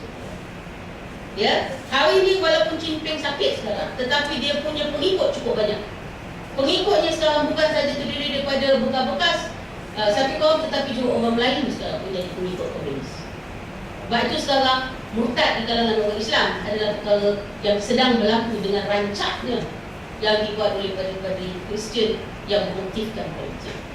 So, sebenarnya orang Melayu yang sekarang diancam oleh banyak hal. Ini bukan pengalaman, tetapi sebab you tanya tadi kan, Mahendra pun ni sebenarnya dari segi sejarah saya nak beritahu, Burhanuddin memang telah diperalatkan oleh Parti Komunis Melayu dalam tahun 1946, 47 dan 48. Kalau you baca buku saya, Gerakan Radikal Melayu, bacalah buku itu. Dia orang bahasa dan berskata. You tengok macam mana API, macam mana AWAS, macam mana PKMM, macam mana Putra, macam mana AMCJA telah bergabung, dan di belakang itu adalah Parti Komunis Melayu. Yang saya tahu, you bacalah. Kalau you nak tahu ilmu, you baca. Okay, jadi dah sampai ke belum? Azan belum? So jadi maknanya, bahawa sejarah kita akan berulang. Sejarah kita akan berulang. Awak semua ni dah leka. Dan masalah pada hari ini ialah mereka cuba rasuk fikiran awak, orang muda, ataupun cuba bagi pandangan-pandangan yang terbalik. Ya, terbalik macam Parti Komunis Melayu dulu orang anggap dia pengganas, sekarang awak pula idolakan dia, Mahendra. Ya, ada saya tengok dalam internet tu gambar Cimping sigap gini, wah ada seorang Amin apa namanya, letak gambar dia pakai 3 bintang, 3 tu letak sebelah Cimping. Ini dia terbalikkan pendapat. Ya, terbalikkan. Hari ini orang-orang muda jadi confused. Awak semua melihat sejarah terbalik. Masa saya dulu ni sejarah kita belajar. Lepas itu sekarang dia terbalikkan, jadi saya belajar tu salah. Ya, salah. Salah yang saya belajar. Jadi mana salah lah buku teks yang saya tulis ni? Macam yang kata tadi apa? buku teks ni memberatkan satu kaum saja. Salahlah yang saya tulis. Salahlah kajian saya itu. Salahlah packing ajar saya. Salahlah pikok ajar saya. Salahlah durable ajar saya. Yang lebih betul ialah dalam internet. Betul ke? Salahlah universiti bagi profesor dekat saya. Sebab dia bagi pada orang yang tak betul ilmunya. Macam mana? Macam mana ni? Tak, bukan nak kena tanya. Tapi ini dia mewakili orang budak-budak yang ramai ni. Jadi kalau you salah karam ladang, maknanya yang semua profesor yang jalan, termasuk Pukekim, termasuklah Tambri Wells yang cikgu-cikgu saya dulu pusara semua, salahlah mereka. Sedangkan mereka mengkaji buku. Saya juga mengkaji buku. Saya bukan buat sejarah sendiri-sendiri, saya tak lahir pun dekat situ. Tapi kita baca. Saya buat research sampai dekat England dan sebagainya. Orang putih simpan semua rekod kita di sana. Nak pergi kena bayar ikut pound. So apa yang saya tuliskan itu adalah berdasarkan pada dokumen. Itu sejarah. Ya, kita tak boleh bohong sejarah. Sebab kalau saya beri salah orang lain baca rekod, ya, ni macam mana pula yang ni? Sebab itu masalahnya ni semua ialah banyak orang tak boleh berdepan dengan satu argument yang konkret. Itu dia masalah. Kalau macam saya boleh argue sebab saya tahu banyak kerana saya menulis banyak. Menulis ini menjadikan kita lebih mahir dengan bidang kita. Tapi banyak orang setakat baca-baca CP je atas muka, on the surface. Dia masuk ke dalam, dia lemas. Sebab dia tak tahu nak jawab. Ya? Bukan sebab aku letak sendiri ya. Tapi saya nak bercakap dengan awak tadi, oleh kerana sejarah dah dipusingkan oleh pihak-pihak politik, maka akhirnya kita lihat sejarah dah terbalik. Sebab tu kata buku teks itu untuk satu kaum saja. Saya nak beritahu, okey. Dalam sejarah buku teks yang belajar tingkatan 1 sampai tingkatan 5. Tingkatan 4 tu tamadun dunia kan? Betul kan? Tamadun dunia. 1 sampai 5. Apa yang you belajar kat situ? You belajar tentang kerajaan Melayu yang awal kan? You belajar Kesultanan Melaka. You belajar kedatangan British. Ya? You belajar kedatangan bagaimana kita dapatkan kerajaan sendiri. You belajar tentang kemerdekaan. You belajar pembentukan Malaysia. You belajar kejayaan Malaysia. Ya? Saya nak beritahu you, semasa Portugis datang ke tanah Melayu ni, jatuh ke Melaka. Siapa tu Melaka? Kerajaan apa yang ada kat Melaka? Kesultanan Melayu. Kerajaan Melayu. Yang tubuhnya Paramiswara, betul? Paramiswara tu agama Hindu, tapi adakah dia Hindu di India? Tidak. Hindu di alam Melayu ni, tamadun Melayu ni adalah Hindu yang sikit saja. Dia on the surface. Sebab you mesti ingat, kalau ikut sejarah, ini alam Melayu. Ya? You ada Pulau Sumatera, you ada Jawa, you ada Tanah Melayu, you ada Pulau Filipina, you ada pulau-pulau kecil. Lepas tu kita ke atas ni Burma, Thailand ya. Tapi kita panggil Malay Archipelago ialah kawasan ini. Bila datang ke sini, Paramiswara datang daripada Sriwijaya. Betul? Sriwijaya Palembang. Dia kerajaan Melayu di situ. Dia kerajaan Melayu. Dia kena asak dengan Majapahit yang di Pulau Jawa ini, maka dia lari ke Pulau Singapura, Temasek. Di situ dia kalahkan Siam, maka dia jadi raja 3 tahun. Datang Siam sedang dia balik, dia lari semua, lepas tu dia pergi ke Pertamulu Melaka dan lepas tu turun. So maknanya you tengok pergerakan Paramiswara sebagai seorang Melayu di situ, dia bergerak. Memang orang Melayu dulu tak Islam. Sebelum Paramiswara pun orang Melayu pun tak percaya. Dia percaya pada dia animisme lah, paganisme dan sebagainya. So maknanya ini kepercayaan ini dah baru ya. So kita tengok pergerakan. Tidak ada sempadan politik. Betul? Alam Melayu tak ada sempadan politik. Dia bergerak dari satu pulau dan sebagainya. Begitu juga dengan benua India. Adakah sesuatu yang sekar dia? So kita tengok orang Aryan daripada Asia Tengah datang ke India, serang orang-orang tu, tolak dia ke bawah, dia duduk di atas. Betul? Rajputan, Gujarat ya. Apa lagi? Rajputan ya, semua sekali di atas. Orang India yang Dravidian kita panggil duduk di bawah. Ini biasa proses alam. Siapa yang bina tamadun? Orang Utara dengan dinasti Mongolnya, dengan Albranya, kota-kota yang besar-besar sekarang jadi apa? Lawatan kita semua. Betul, India.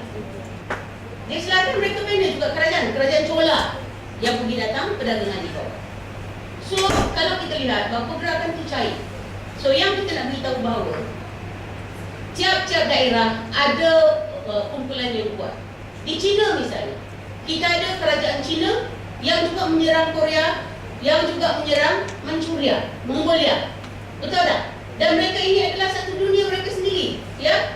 kulitnya putih, matanya sepet, ya, dan sebagainya. Sama. You pergi mana? You tengok orang Jepun dengan Korea dengan Cina lebih kurang. Ya, lebih kurang. So India pun macam tu. Dia ada tengok India Selatan dengan India Utara, hidung mancung. Bangladesh, dia ada campuran di antara dua. You tengok alam Melayu. You pergi tengok Filipina. Kulit dia macam saya, macam awak semua. Rendah-rendah yang lebih kurang. Pergi tengok orang Jawa, sama juga macam tu. Dia tak putih bukan? Dia sawo matang. So tiap-tiap manusia ni, kalau kita belajar sejarah, dia ada dunia di sini. Di situlah dia bergaul, serang menyerang dan sebagainya. Jadi kalau kita bercakap tanah Melayu, Semenanjung Melayu, Malay Peninsula kata British, tentulah yang membina kerajaannya Melayu. Sama ada dia agama Islam ke atau belum masuk agama Islam ke, dia Melayu. Ya, bahasanya bahasa Melayu. Ya, so sebab itu kalau kita kata satu kaum saja yang bina sejarah di tanah Melayu ni, memang asasnya itulah dia. Bila Melaka jatuh, Portugis ambil. Portugis hanya ambil kota Melaka. Nak semua dengar. Kota Melaka saja diambilnya. Dia buat kota Santiago yang sekarang semua orang pergi melawat. British pecahkan semua kota tu, tinggalkan pintu Penguasa. Betul? Kita tengoklah kat Penguasa tu. Daripada saya kecil sampai lah saya dah umur 63 tahun ni sekarang ni, orang pergi duduk tengok melawat kucing-kucing kat situ. Dulu kota tu cover semua sekali Melaka, tak maju. So British pecahkan bawah lu pintu. Dia pakuhan. Itu sejarah. Lepas itu, ya, dia cuma ambil kota tu saja. Kawasan-kawasan lain pengaruh Melaka dibiarkan. So akhirnya kerajaan-kerajaan itu muncul sebagai kerajaan sendiri. Peraknya, Terengganunya, Kelantannya, ya, sebab itu ni Aziz kan duduk di Pulau Melaka, tahu tak kampungnya? Tahu? Mana Melaka sampai ke sana? Ya, kemudian Pahang, Terengganu, Johor, itu semua adalah jajahan Melaka. So, bila Portugis ambil Melaka, tempat lain terbiar, mereka bebas. Lepas tu Belanda datang, Belanda pula berhubungan dengan Perak, Selangor, betul? Lepas tu British datang buat dengan Sultan Kedah. Langkawi ada Hulu Melaka kan? Itu daerah Melaka. So nampak tak? Jadi anak ni, adik semua, kalaulah tamadun Melayu itu telah membina kawasannya sendiri di alam Melayu dan pusatnya di tanah Melayu, ada juga yang Banjarmasin, ada juga Pontianak. Kau Pontianak kat mana? Malam pun ada teruk ke Kalimantan, itu kerajaan besar tu Pontianak. Bukan Pontianak wilayah tu. Nama dia Pontianak. Ya. Banjarmasin, Majapahit, Bentan. Ya. Apa kita kata Betawi. Semua itu adalah kawasan kerajaan Melayu.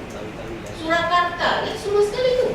So ini dia alam Melayu. So sebab itu, bila you mengkaji sejarah yang tamadun ni diasaskan oleh orang Melayu, Pulau Melayu, Kepulauan Melayu, memanglah dia akan menjadi domain, dia akan menjadi utama di situ. Raja ni bukannya raja lain, dia raja Melayu. Tapi bila kita bentuk Persekutuan Tanah Melayu, dia menerima rakyat lain jadi rakyat dia. Dan bila kita bentuk Malaysia, apa kita menerima rakyat sekarang? Bukan saja orang Melayu, Cina, India macam tahun 57, tetapi juga dusun, Karazan, segala macam semua masuk dalam lingkungan ketuaan yang Ketuan Agong tempat. So, ia tak boleh baca sejarah macam kuih lapis tau. Kuih lapis tau. Angkat sekeping baca tengok tu. So, you kena tengok semua kuih lapis tu. Itulah kita. Faham tak? Ya? Kuih bingka yang makan dekat kantin tu tak boleh jadi kalau tepung tak diadun dengan baik, gula tak masuk, santan tak masuk, dan dikacau elok, tidak bentang, celantar dan sebagainya.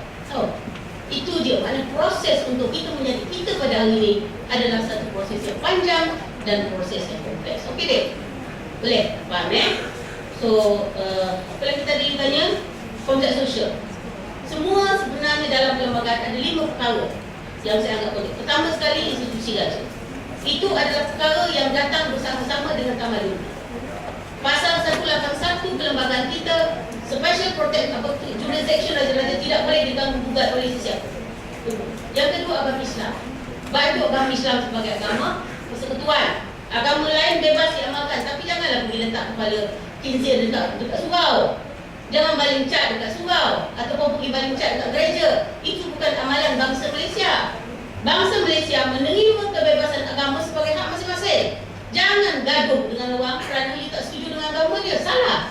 Sebab kita tidak mengamalkan kekejaman di sini. Kita mengamalkan demokrasi, kebebasan beragama.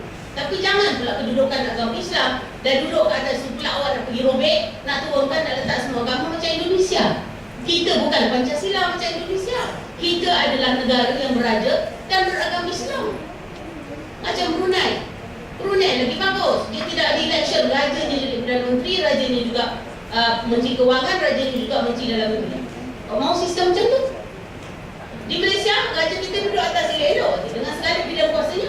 Pentadbiran harian dia suruh awak lantik. Siapa awak nak lantik, lantik lah. Tapi kita kat atas ni duduk, tengok je mati. Baru lepas tu tak betul kita tegur. Macam Raja Muda Perak ya, Dr. Nazim, tegur. Terlalu melampau pasal agama. Ya, nama Allah misalnya, ya, dibenarkan agama lain dipakai. Sedangkan raja kata itu tak boleh, tapi tak dengar cakap raja.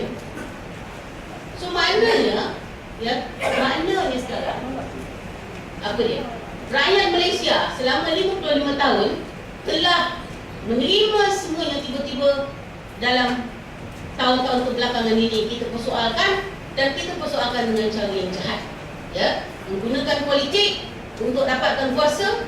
Caranya ialah memporak-perandakan pemikiran awak dengan apa kita kata pendapat-pendapat yang tidak berteraskan kepada kelembagaan dan dunia. Okey, terima kasih. Dah habis dah? Ada persoalan? Kita akan saya pun habis. Ini prosesnya. Okey, saya rasa soalan setakat itu saja, Prof. Ya, okey, okey. Terima kasih. Kita sudah, Ada soalan lagi tadi? Ada lagi? Ni sebelah dia. Ada tanya tadi? Ada yuk. Ada? Tak ada? Okey, soalan terakhir. Terus kepada ni soalan. Apa nama adik ni? Amin. Okey. Satu sudah ada. Satu aja, yang paling penting sekali ya. Yang paling muskil pada awak. Okey.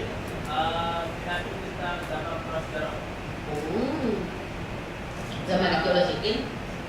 Kita dalam prasejarah manusia, kita saya telah bertanya kepada ramai pihak dan ada perhubungan antara sejarah Islam dengan bagaimana sejarah kita belajar waktu Roman dahulu.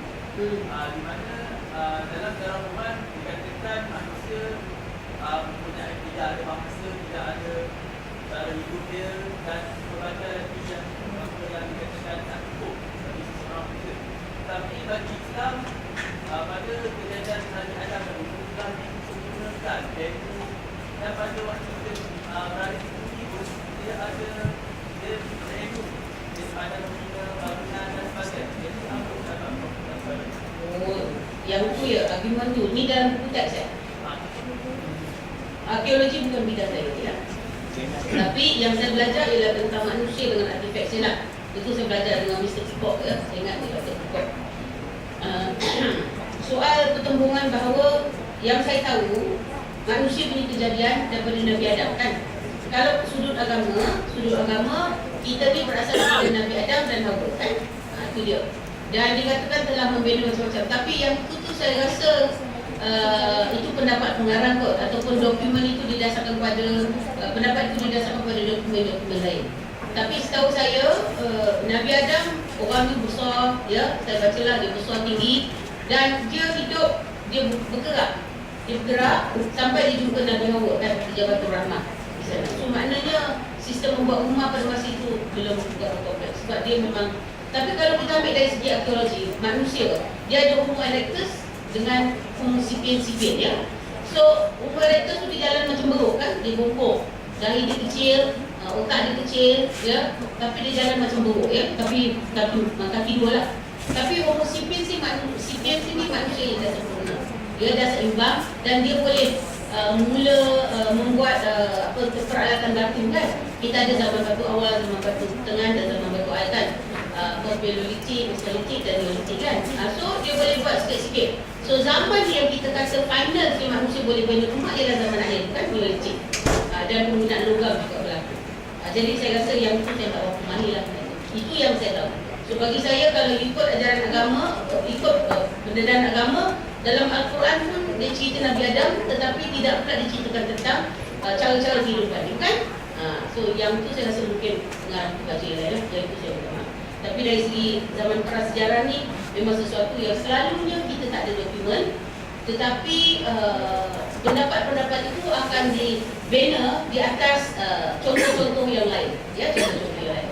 Dan akhirnya kita bukan bincang tentang tempat itu, tapi kita ambil perbandingan, kesesuaian dan lebih kurang masa. Sebab itu dia punya timeline itu sangat penting. Ya, berapa ribu juta tahun dahulu dengan berapa ribu tahun dulu. Misalnya Perak Man ya, yang terlena, umur dia adalah 11,000 tahun saja. Ya, dia lebih muda daripada apa kita kata Neanderthal yang kita jumpa di Eropah dan juga yang kita jumpa di Afrika. Sebenarnya dari segi skeleton manusia yang dijumpa yang pertama, manusia awal ialah orang di Afrika, ia African Man. Dan ikut teori dunia, glasier yang cair ini memecahkan kita. Dulu kita sekeping. Lepas tu glasier cair kali pertama dia mula bentuk pulau dan berlaku gempa bumi, dia membina kawasan-kawasan itu panjang pulau. Okay? Tak apa dia. Terima kasih banyak-banyak. Assalamualaikum warahmatullahi wabarakatuh.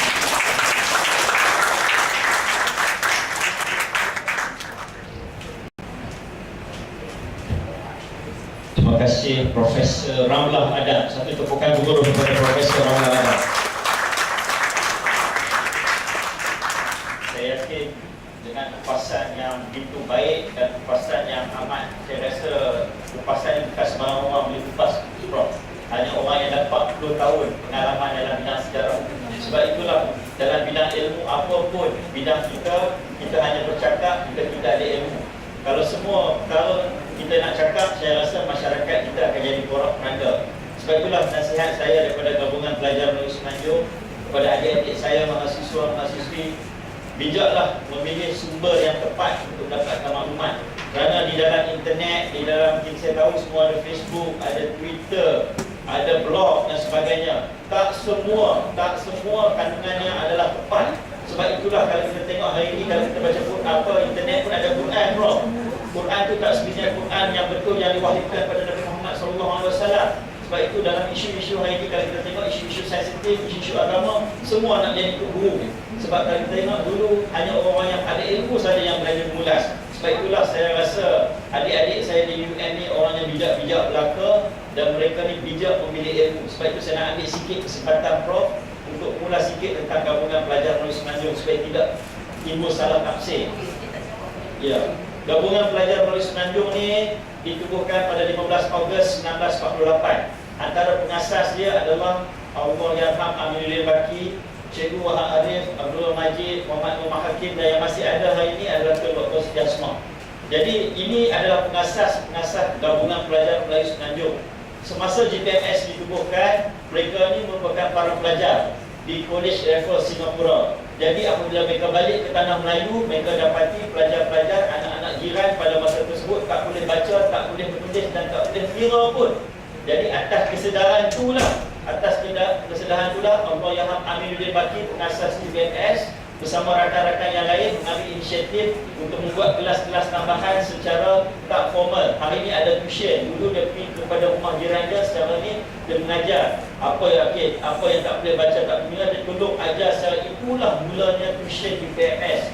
Itulah asas sejarah GPMS. Dan sejarah perjuangan GPMS ini juga sebenarnya ada kaitan rapat dengan kemerdekaan negara. Kalau kita tengok pada masa tersebut, Parti Pertubuhan Kebangsaan Melayu Bersatu ataupun UMNO menuntut kemerdekaan, dan GPMS pada masa tersebut menuntut kepentingan pelajar-pelajar Melayu dibela pada 1948. Maknanya perjuangan GPMS ini adalah selari dan ada kaitannya dengan kemerdekaan negara di bawah Allahyarham Aminuddin Baki. Jadi saya tak gusar pada adik-adik saya yang berbahasa Tionghoa, yang berbahasa Hindu. Sebab pada hari ini untuk Tionghoa dan kaum India, kalau di bawah Majlis Belia Malaysia, kita punya 40 lebih bawah badan gabungan yang menyediakan pelbagai platform. Maknanya orang Melayu boleh memilih GPMS, orang berbangsa Tionghoa boleh memilih GBBM sebagai contoh Gabungan Belia Bersatu Malaysia. Manakala adik-adik saya yang kaum India boleh memilih seperti KBBT, kita ada HYO, Hindu Youth Organization. Ini adalah pertubuhan yang telah ditubuhkan oleh pihak kerajaan untuk adik-adik mencukir bakat kepimpinan. Dan kita ada badan gabungan yang besarnya adalah Majlis Belia Malaysia. Jadi tidak ada masalah, Prof. Kalau kita lihat daripada segi nak kata GPMS ni untuk apa, kaum Melayu, saya tidak. Sebab baru-baru ini pengalaman sebenar saya didatangi oleh adik saya yang berkaum India. Dia kata, Abang Syamsul, saya nak masuk GPMS. Jadi saya tidak kata ya, tidak. Cuma mungkin dia tidak faham lagi tentang sejarah.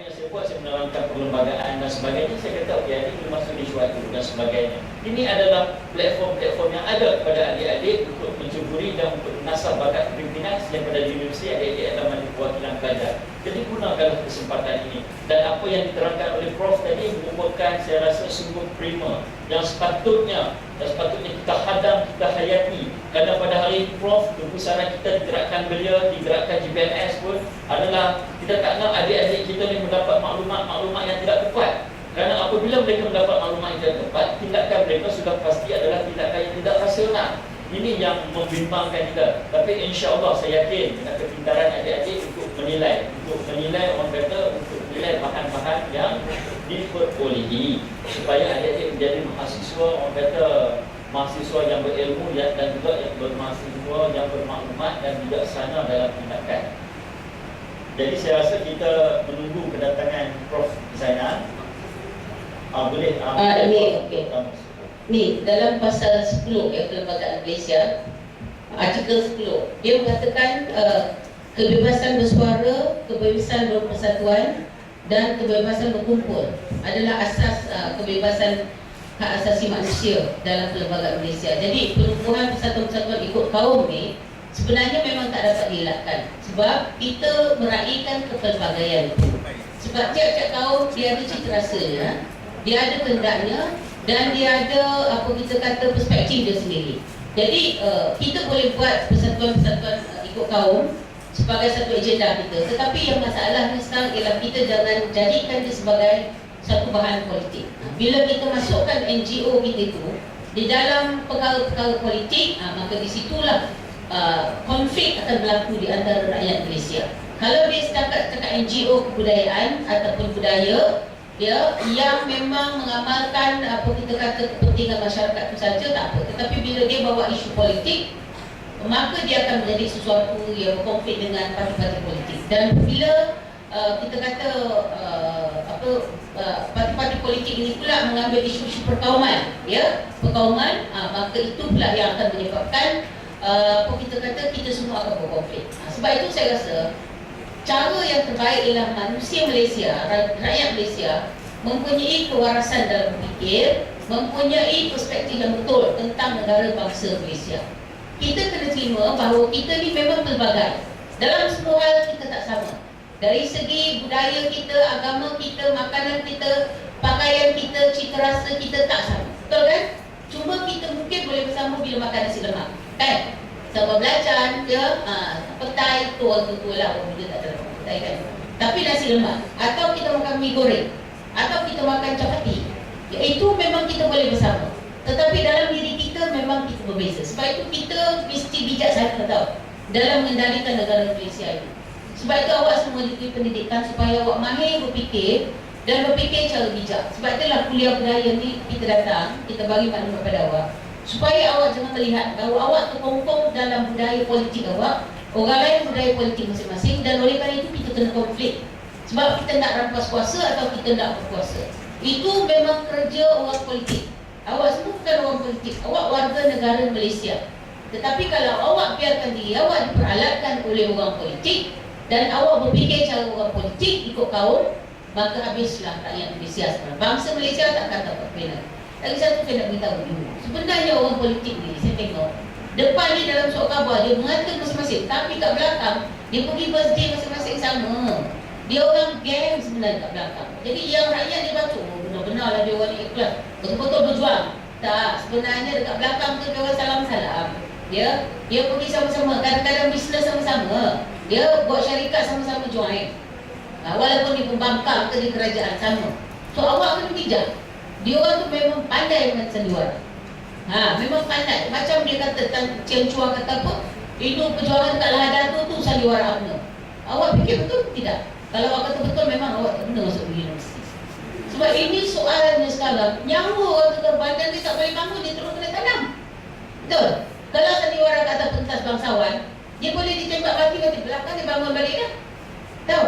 Tetapi ini sekarang dia mati, 10 orang yang meninggal dunia tu kerana beroperasi tu, mereka tak bangun-bangun daripada kubur dah. Itu sandiwara atau tidak tu?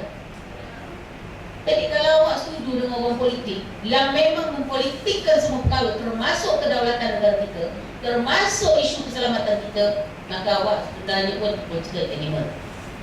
Sebab itu saya rasa awak akan bezakan diri awak sebagai pelajar, sebagai mahasiswa, warga negara Malaysia yang bijaksana dengan orang politik yang gunakan apa saja untuk dapat pengaruh, dan lepas tu belum tahu dia tolong awak kalau awak susah. Tahu tak? Itu sebenarnya realiti politik. Dia berpolitik kerana nak dapat kuasa, lepas tu dia jadi OIB, awak lalu pun dia tak nampak. Faham tak? Itu biasa kan? Sama ada dia kerajaan tu kembangkan orang politik tetap tahu. Tapi bagi kerajaan saya tengok dia okey kerana saya pergi ke mana-mana dunia di peringkat dulu. Saya pergi Bangladesh. Awak tahu di Bangladesh sana jalan raya kita bagi RM3, tak mau minta RM5 nak beli satu pinggan nasi. Kita bagi seorang 10 orang datang. Malam-malam nak tidur atas jalan raya. Saya tengok ada orang pakai guni beras untuk buat menutup alat sulit. Kat Malaysia ni kita pakai batu tercari corak lain. Kalau orang perempuan tu 5-6 almari dia tulis. Betul tak? Saya macam tu boleh tak? Bagi kain baju second hand tak nak orang. Mana pakai second hand. Tapi kalau di tempat itu bawa ni baju. Memang dia kena. Itu maknanya kemakmuran Malaysia sangat tinggi. Sebab itu berduyun-duyun orang datang sini cara haram dan tak haram untuk masuk ke Malaysia. Awak semua dari dulu aman ni belajar dalam bidang ekon, elok, lecturer semua well qualified dengan PhD, dengan master sebagainya. Awak kata ini tak bagus, ya? Dan awak nak jatuhkan ataupun nak buang keamanan ini demi suatu perkara yang baru yang belum tentu baik, ya? Saya bukan kempen, tidak, tetapi saya dah hidup sejak saya umur 50, saya lahir tahun 50. Belum mereka umur 7 tahun jalan kaki pergi sekolah, lalu becak sawah padi, ya, bungkus kasut dengan plastik, tak mau kena tanah sawah, pergi sekolah. Awak semua naik motor kan? Memang zaman berubah. Tetapi mesti ingat kami adalah orang yang telah usah. Sebab itu saya nasihatkan awak semua, kalau dah senang tu jangan berlebih-lebih sangat. Ya, jangan lawan mak bapak, jangan sembelih diri mak bapak, ya, sebab tak dapat unta, sebab tak dapat dadah. Betul kan? Jadi awak semua kena hargai negara ni. Sebab negara ni dibela bukan atas titik peluang seorang, bukan atas kekuatan seorang pengulaman, tak. Seluruh rakyat Malaysia dahulu telah membela negara ini, terutama para pejuang kita yang pernah kena tembak dengan komunis. Jangan hari ni awak nak, terutama kaum Indra yang telah bunuh 21 orang polis Beko, bakar mereka hidup-hidup lagi. Kalau tak percaya tengok gambar dalam Setan tahun 50, Disember 50. Itu awak kata keliru. Dia jadi penyerang, ketua penyerang Bukit Kepuk. Hari ni pula awak tak tahu apa-apa, awak hero kan dia pula. Padahal 21 orang yang terbunuh, 25 orang dia yang terbunuh tu bukan memang datuk awak, tetapi tengok dia punya anak cucu cicit macam mana, terpaksa membesar tak ada bapa. Katalah ni 10 orang ni abang awak, ada yang hujang pada sebab dia sudah orang Kelantan. Tak cuma saja umat Nabi Muhammad tak tapak. Alah, itu sebab awak semua mesti ingat, ini negara kita, ini rumah kita, dan inilah tempat kita pertahankan kedaulatan kita. Jadi kalau awak tak sanggup pikul senjata, ya, awak tak sanggup jadi askar atau jadi polis, pergi lawan ceroboh, awak duduk belajar ni elok, berniaga, awak dah tentu senang, dapat kaya raya dan sebagainya. Janganlah pada rendah pada orang yang berjuang. Sebab tugas kita masing-masing tak sama. Saya jadi pensyarah, mak bapak awak mungkin jadi guru, mungkin jadi pegawai kerajaan, mungkin jadi peniaga, mungkin jadi tokek. Tak sama. Tapi semua orang bayar income tax tahu untuk mengajukan negara, untuk awak belajar PTN, income tax kami semua. So you kena hargai, ya. Okay, terima kasih. Minta maaf, marah boleh. Terima kasih Prof. Sebagai kesimpulannya, tuan-tuan dan puan, daripada apa yang telah Prof ulas panjang lebar pada pagi tadi, sebenarnya negara kita ni unik. Dan setiap warga negara kita wajib untuk melafazkan perasaan syukur terhadap Tuhan, terhadap Ilahi, ya. Dan kalau kita tengok pula, kita mempunyai satu perlembagaan persekutuan yang cukup cantik, cukup molek, yang telah dimaktubkan, yang itulah undang-undang tertinggi negara yang patut dihayati dan dihormati oleh setiap warga negara. Dan selepas itu kita juga mempunyai rukun negara tertibnya, kepercayaan kepada Tuhannya yang telah disusun dengan baik. Saya rasa kalau setiap warga negara dapat menghayati rukun negara, tidak ada masalah, Prof. Dan bila akta keselamatan dimansuhkan pun, saya rasa bila kita menghayati rukun negara dan sebagainya, perkara ini sebenarnya tidak akan menimbulkan masalah kepada negara. Tapi orang kata pula kalau tak ada masalah tak payah ada polis pula, Prof kan? Jadi kat sini kalau kita lihat adik-adik sekalian, kalau kita lihatlah orang kata kepelbagaian budaya yang wujud ni, kita jadikan dia sebagai alat penyatuan. Janganlah kita lihat dia sebagai alat perpecahan. Dia sebenarnya bertolak titik kepada bagaimana minda kita, mindset kita. Kalau kita lihat dia bersatulah. Kalau kita lihat berpecahlah. Contohnya sebagai analogi, kalau seorang mahasiswa membeli surat khabar harakah sebagai contoh, Prof. Jadi maknanya kalau dia tengok dia nak memang aku nak benci ni, begitulah juga. Kalau dia beli utusan Malaysia, dia macam mana dia melihat sudut pandangan tu? Maksudnya daripada pandangan alam seorang mahasiswa. Sebab itulah mahasiswa ni kena bijak menilai, dan janganlah kita terus menaikkan sifat kebencian. Janganlah kita eloklah kita mupuk rasa kasih sayang. Kasih sayang sesama insan, tak kira wak iman dia bangsa Melayu, bangsa Cina, bangsa India, kadazan, dusun, murid dan sebagainya. Pupuklah perasaan kasih sayang, kerana itu yang telah diajar oleh bapa-bapa kemerdekaan kita terdahulu. Dan saya rasa tepukan gemuruh sekali lagi kepada Profesor Dr. Rahman. Sekian kita sudahi sembang kebudayaan Universiti Utara Malaysia, anjuran Jabatan Pusat Kebudayaan UUM dengan kerjasama Jabatan Kebudayaan Negeri Kedah. Tepukan gemuruh kepada penangguh dan juga Biro Tata Negara. Sekian, wabillahi taufiq wal hidayah. Wassalamualaikum warahmatullahi wabarakatuh.